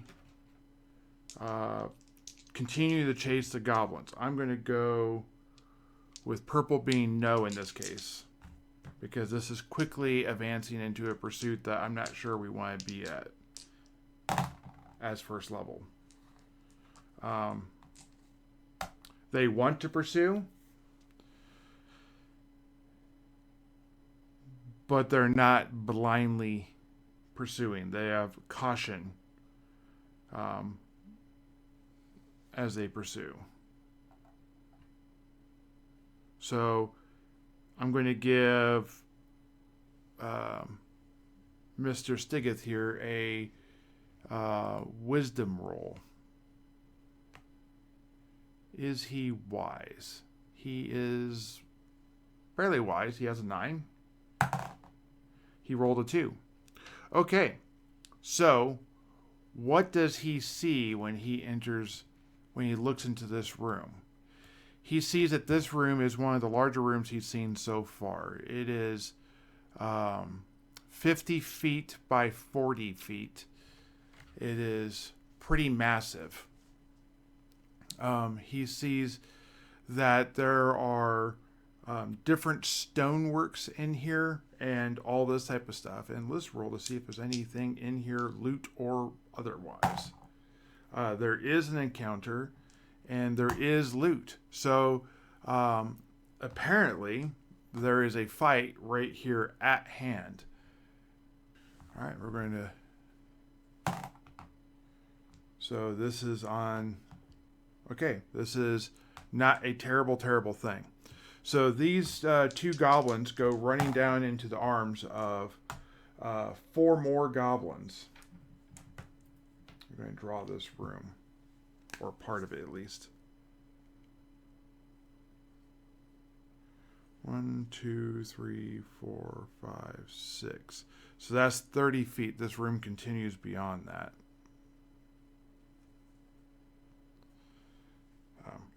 And there are torches down here that are lit.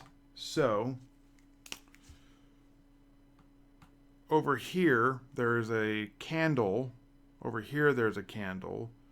Over here, there's a candle. And over here is a candle. That's one of the first things you guys realize is there's actually maintained light within this. And it's with candlelight.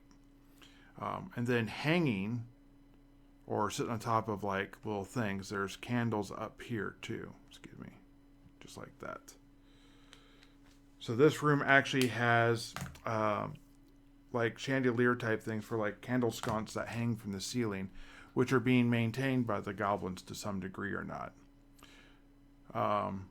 Okay, so those goblins are going to run in there. Let me go ahead and roll luck for where those goblins are. And let me get 2 more goblins. Yeah, Sharpie out of the way. Here's for the luck on that. They're going to be fairly lucky, fairly unlucky. They're going to be sort of scattered around, kind of like that. And we'll get into what the treasure is. Okay, so first of all, 10 up for gold.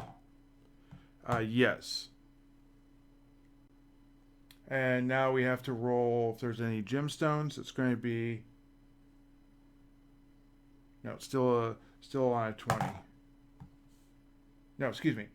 It's a 19. No, and magic. No. Okay, but silver is blue. So there is several hundred silver and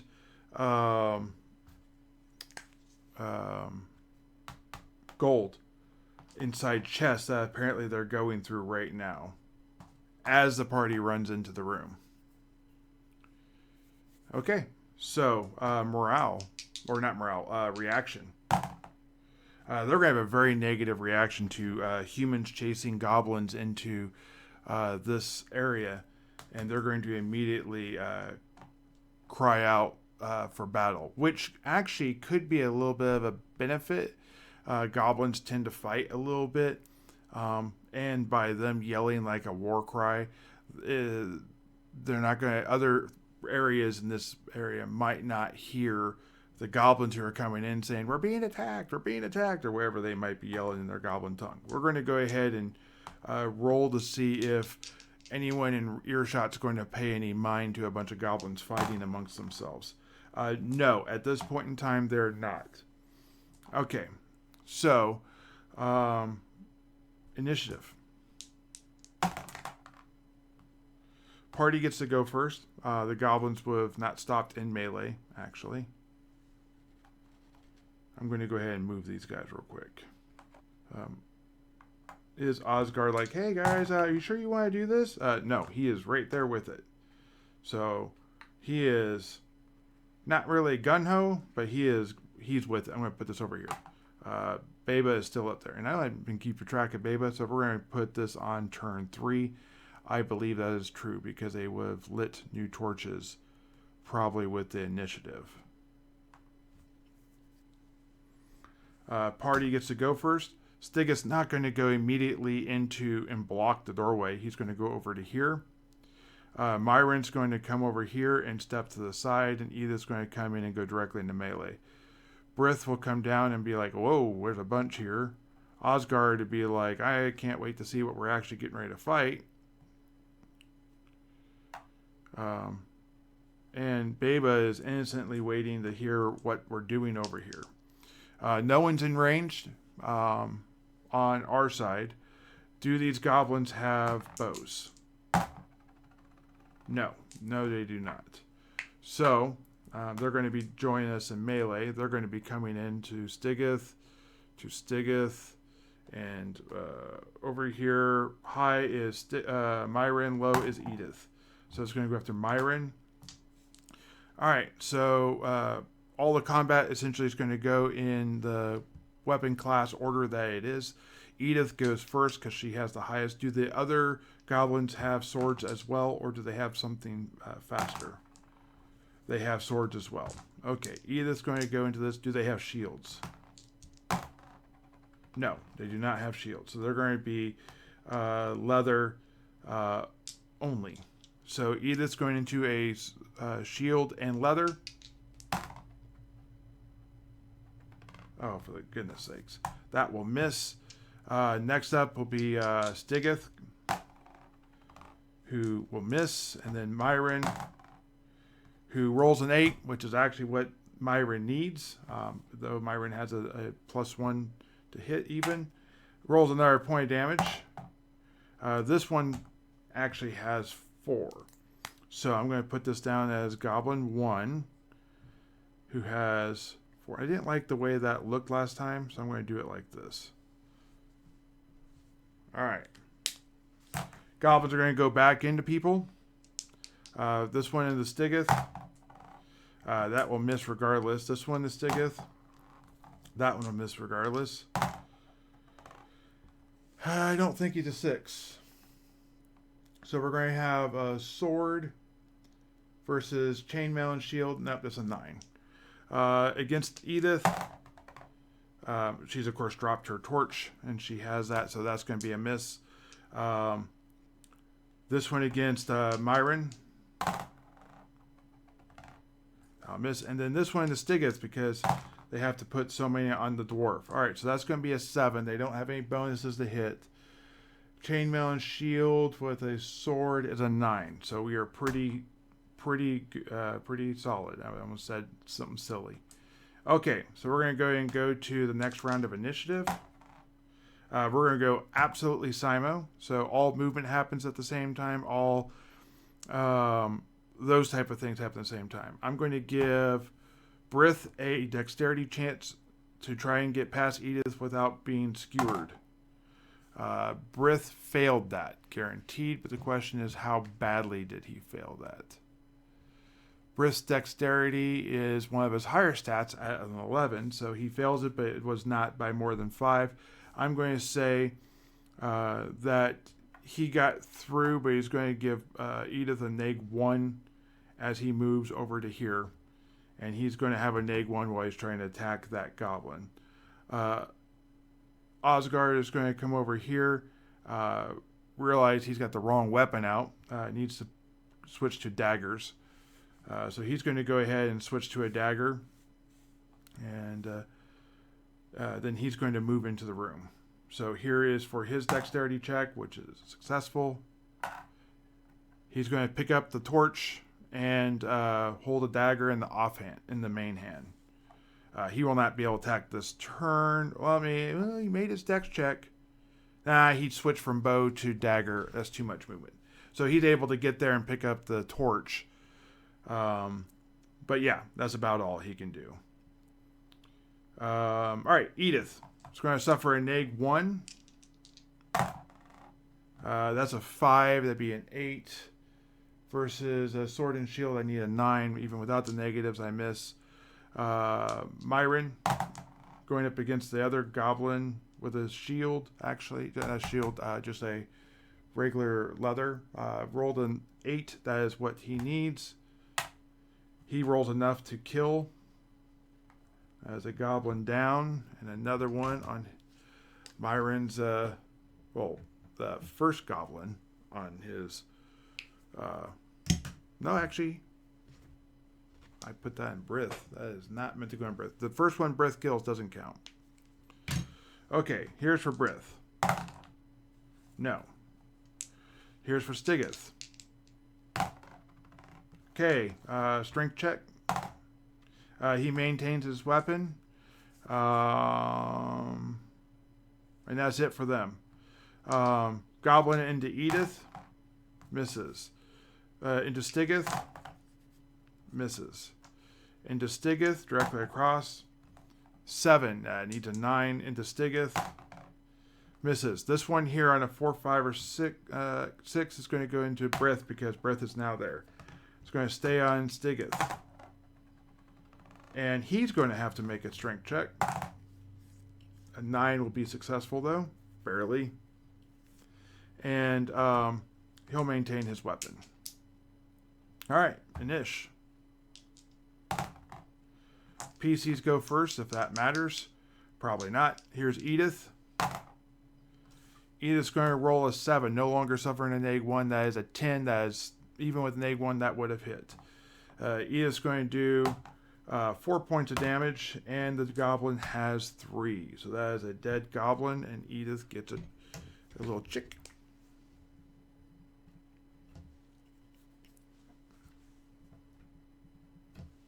Okay. Next up is going to be Stigeth.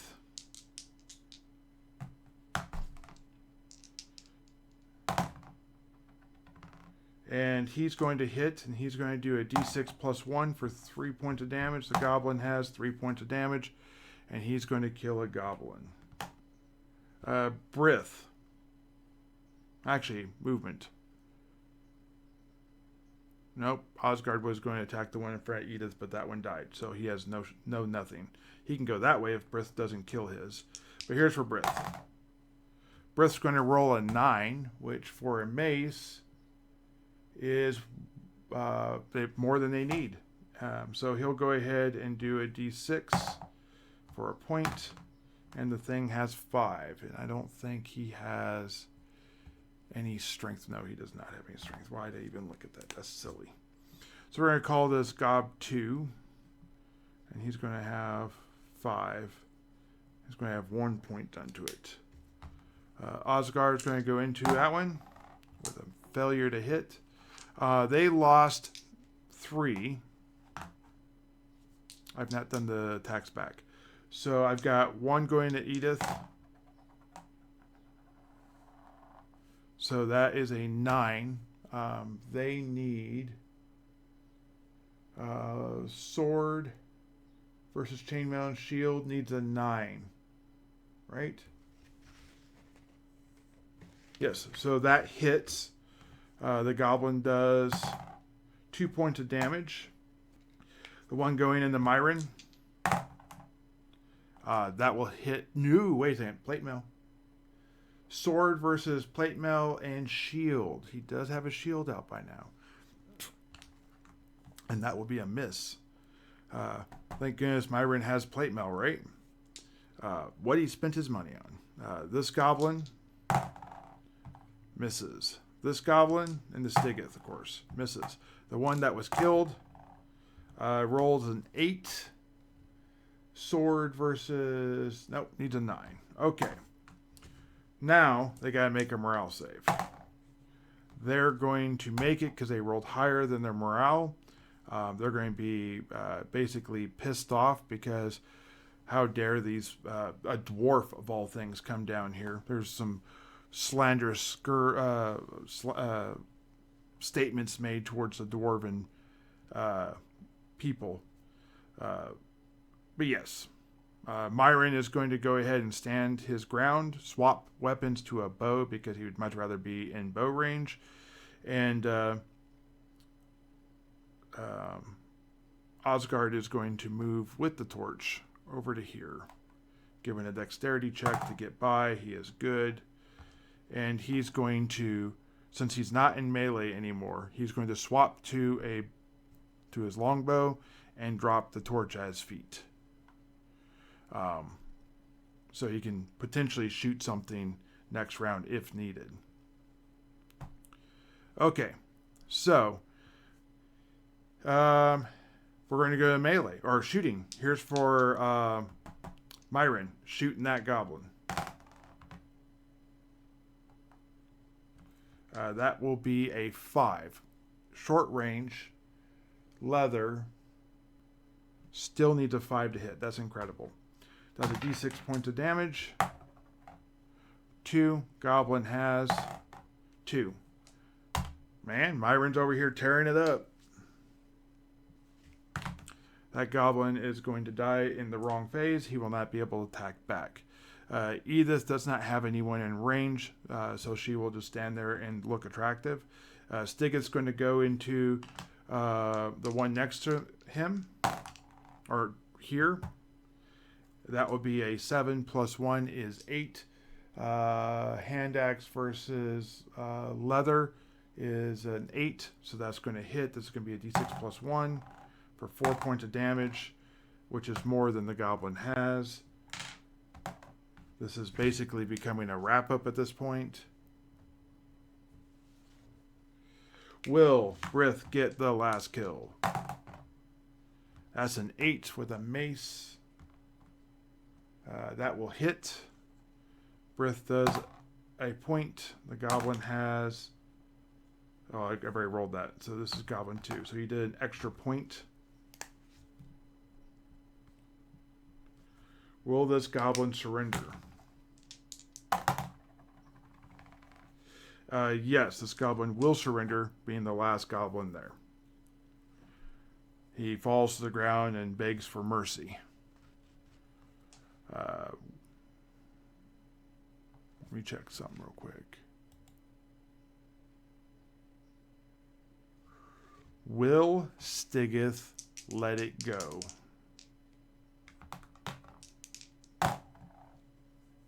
Unsure. Will Brith see this? Yes, Brith will see this and tell Stigeth no and try and use his charisma to persuade him not to. Successful does it. Intervenes on Stigeth's part so he does not kill the goblin that is begging for mercy. All right. Does the party search the room? This is going to be 2 rounds to search the room. It's a big room. Yes, they are going to search the room. They're also going to collect the gold. So, I'm going to go ahead and write that down. They find 100 gold pieces and 500 silver pieces. All right, so they got a little bit of loot, and they got themselves a goblin prisoner. Stigeth's the only one that's able to speak goblin. Does the goblin speak common? Not all goblins speak common. This one speaks a little bit of common. So Brith's going to pull this one over here and basically tell him under pain of death that if he yells, he will be killed. Edith's going to stand here and be threatening to the room. Osgar will come over here with her to basically hold the middle while Myron goes around and searches the room. All right, so here's for a quick passive check to see if anything is found. Okay, yes. Let me roll. I'm going to do an unspoken, but I know what it means. Okay, so they find a secret door. Here's for the wandering encounter. There is no wandering encounter, so this is going to go turn 5, and the normal 4+ will be made. They find the second secret door. That's what the unspoken was where they're going to find the other secret door, and the answer is yes. And that is right there. Over here, there's an actual proper door. Is the party going to continue or just back out quietly? Here's for backing out quietly. They are going to back out quietly. They have ventured into the second level, looked around, seen there are goblins, and feel like it's just a good time to leave with the captive they have and maybe get a little bit of information and come back to this later. Are they going to spin a turn and search this room? No. Myron's passive. All right, well, Myron finds it anyways. Because elves are silly. Right here. This is going to be another one of those you push the brick and it slides and it creates like a diamond-shaped entrance. Are they going to go through this way, or do they feel like it's a bad way to go? They're going to check it out. It opens up into a 10-foot room. Is there any unguarded loot? Edith's hearing is back. She is as good as ever. Myron's going to go into it. Oh, he keeps finding the secret doors. Right here, there is another one of these one-way doors. Are they going to go through this, or are they going to stay where they're at? This is a big thing. You're on a whole different level. You go through that, and that door shuts behind you. You're trapped. They're going to go through it. Will they leave someone at the door?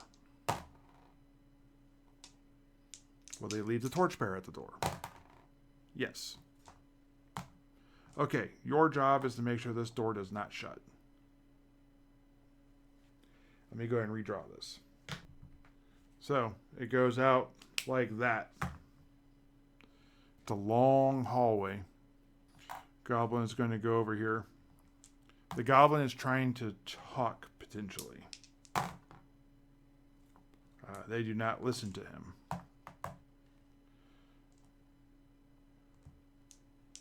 Do they want to follow this hallway to where it goes, or realizing it's not something simple, just leave, knowing they can come back? They're going to just leave. Okay, so they go ahead and go back out. They're going to go back to the floors above. Let me go ahead and draw that. And then we have this 30 by 10 foot hallway.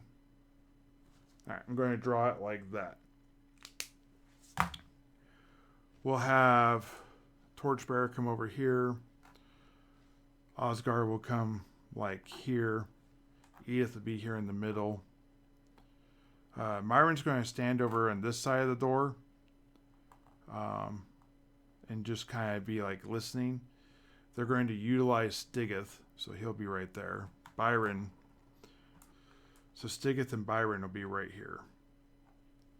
And they're going to pull the muzzle, the gag, off of the goblin and explain to him his pathway to survival, essentially. And Stigeth will be speaking goblin to him. Here's for his... that is a terrible failure. The goblin refuses to speak to the dwarf. Will the dwarf be able to... Will the Stigeth be able to allow that? That is... We're counting that not as cocked on this side. The other side would be cocked for sure. So yeah, he'll take this as... Yeah, he knows he's not good with words.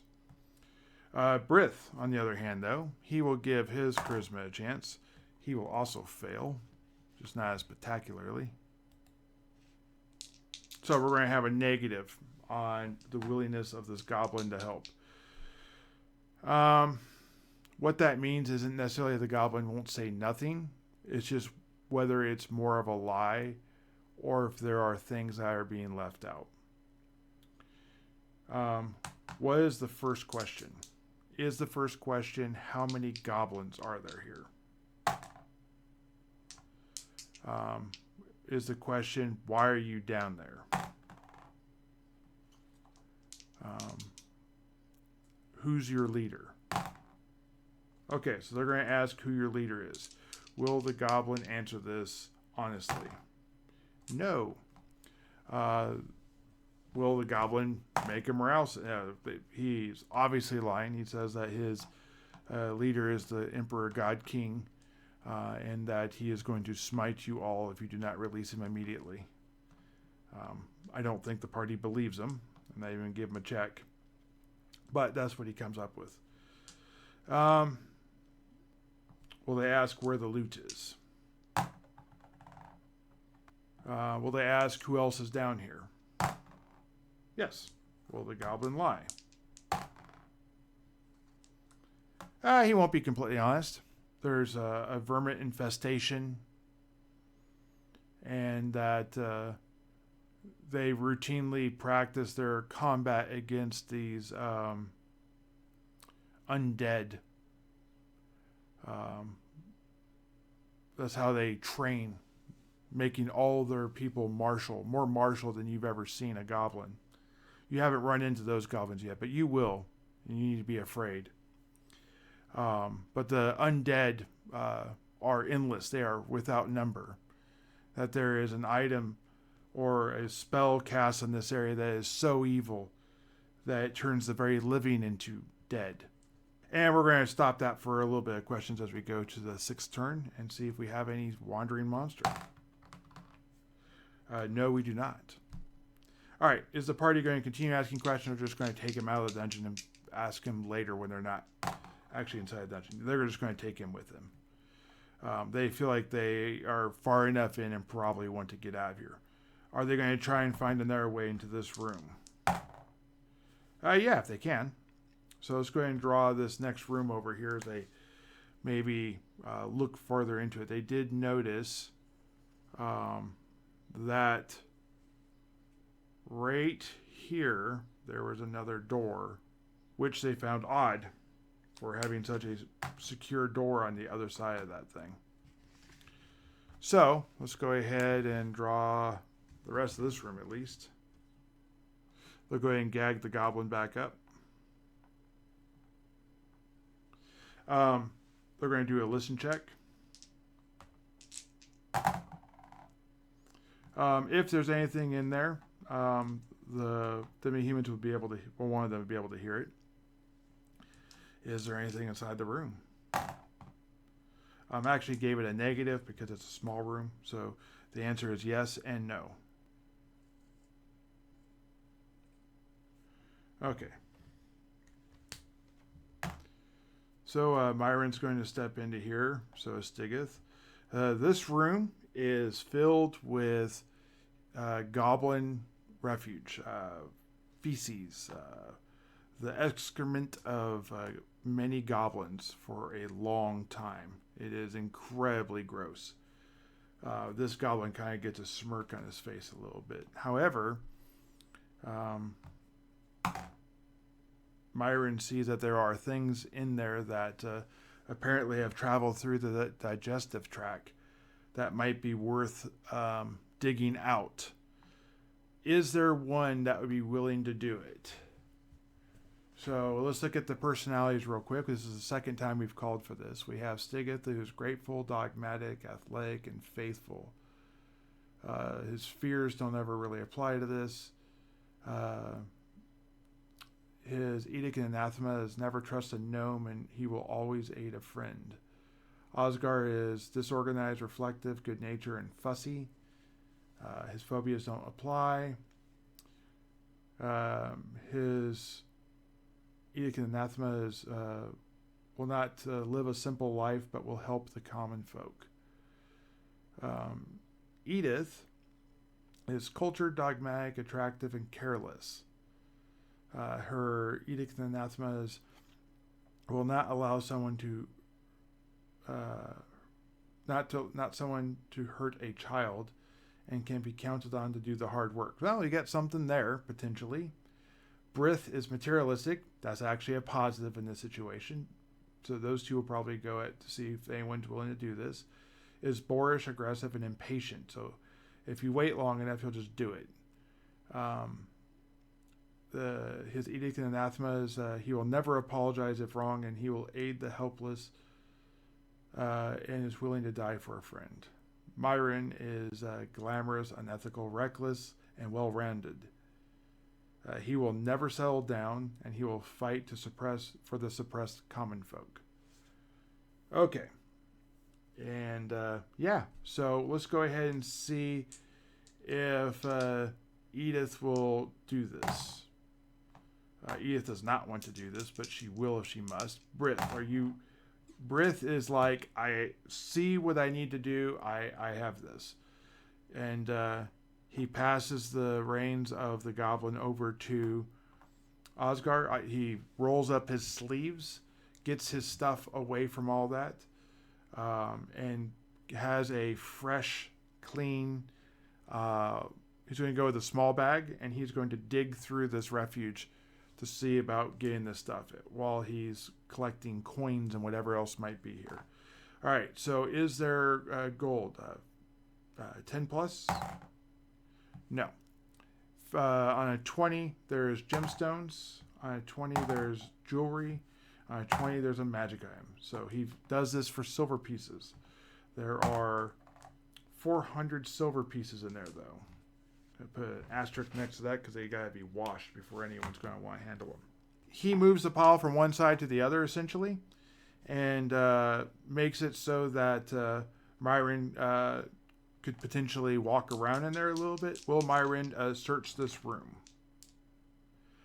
I'm actually going to go double negative, so the blue is positive.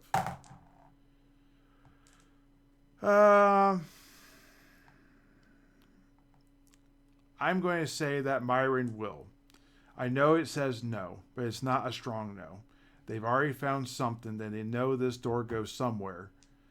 It has to be something here, or they have to find another key. And this is the one way for sure you know that is there. So Myron with the passive, and the passive is enough to do it. He doesn't have to even spend 10 minutes in the room. Perfect. He finds a secret door. And whoa. All right, let's pull up that room. Okay, so while navigating through all the refuge, the feces and dung and all that type of stuff, and dirty clothes that have been used in there for whatever purpose they might have been used, Myron is able to notice that one of the walls has a pretty classic, from what he has been able to see so far, secret door. This is another one of those. This is a type 2 door. We haven't run into a type 2. Let me read that real quick. Type 2 is a spring-loaded wall that can shift. In this case, it shifts right. The door will break free and automatically open on its own. It's a little bit tangled up in the mud and gunk, but it does open on its own. And it seems to click in the open position. Okay, what Myron sees from his position of standing essentially here, right where the monk was, he sees that he is looking at the backside of a chest and a weapons rack that seems to be facing the stone door, which he sees on the other side. There is also hanging on the weapons rack below what would be a weapon. There is a suit of plate mail and a shield that is leaning against it that has some sort of heraldry. So he's going to... is he going to go in or is he going to back out? Going in is positive. He's going to go in, forget having the rogue or the thief do their thing. We have loot, apparently. He's a little reckless, right? Yes, perfect. Fitting his personality. Okay, so he goes in, grabs the armor and pulls it out and the weapon out of the room so that they can access the chest and everything. And keeps it all together, gets it. He's strong. He's got 15 strength. So he goes over and sets it over here. Breath's going to back up a little bit, and so is Stiggith, because he's dragging this armor out. And he's basically going to set it right here. And there's like a weapon that goes across the top of it. And that's a weapon, armor rack. And then after he gets that, he's going to grab the chest, and he's going to basically pick it up and carry it and set down the chest over here. That is all there is to this room. Now, one of the things that everyone can see on the armor is the armor has a set of heraldry on it. It's battle worn. It's not brand new. This was someone who wore it, who placed it in there, and then never came back, type of thing. The weapon on top is undescribed. Let me go ahead and roll some dice. My newly formed adventurer's book over here. So a 4, 5, or plus will be on the secondary. There's going to be on the secondary chart. So we're going to get a 61. So the weapon on top is actually a bow. Okay, so this is a magic bow. I'll go ahead and put the magic bow card up there so you can see what it is. But essentially, it gives all arrows fired from it a +1 to hit, but they confer no damage bonus. A magic arrow shot from a magic bow has a +2 chance of hitting. So, powerful. Okay, so that is what it is. Now, we don't know that. We got to figure out who it is. So we have two people who would want it. I'm going to go ahead and say that Myron and Osgard are probably in the top that would want that. We're going to see which one rolls higher. This is for Myron. Rolls an 8. Pretty impressive. Here is for Osgard. Osgard is a sad panda. So, Myron, who's reckless, grabs the bow, pulls it back, and launches an arrow to see what happens. Is pleased with the surge of power that he can feel running through the bow, and the bow is not cursed, thankfully. But that could have gone completely a different way. So we now have magic bow. They open the chest and look, I'm assuming. No, they decide we're just taking it out. It's heavy. We got loot already. We have a goblin. It's time to get out of here. We have apparently a magic bow. We're leaving, right? No. What do you want to do? Do you want to search this door on the left? Yes. Okay, well, I guess we're going to push our luck. Excuse me for being rational. Good Lord, PCs. Leave. Don't. You have loot. Leave. I would leave. If I was controlling these characters, if I was in the group and they were doing something like this, I'd be pitching an absolute fit about wanting to leave right now. Like, what are you doing? It is time to get out of here. Okay, so they're going to be like, we've not seen anything but goblins in here. We feel very comfortable with what we're doing. We're going to light new torches. We're going to go a little bit deeper. We have found lots of great loot. We need to really make sure that we don't leave anything on the table. That's their thinking. Okay. Myron's going to come up and give a listen on this door.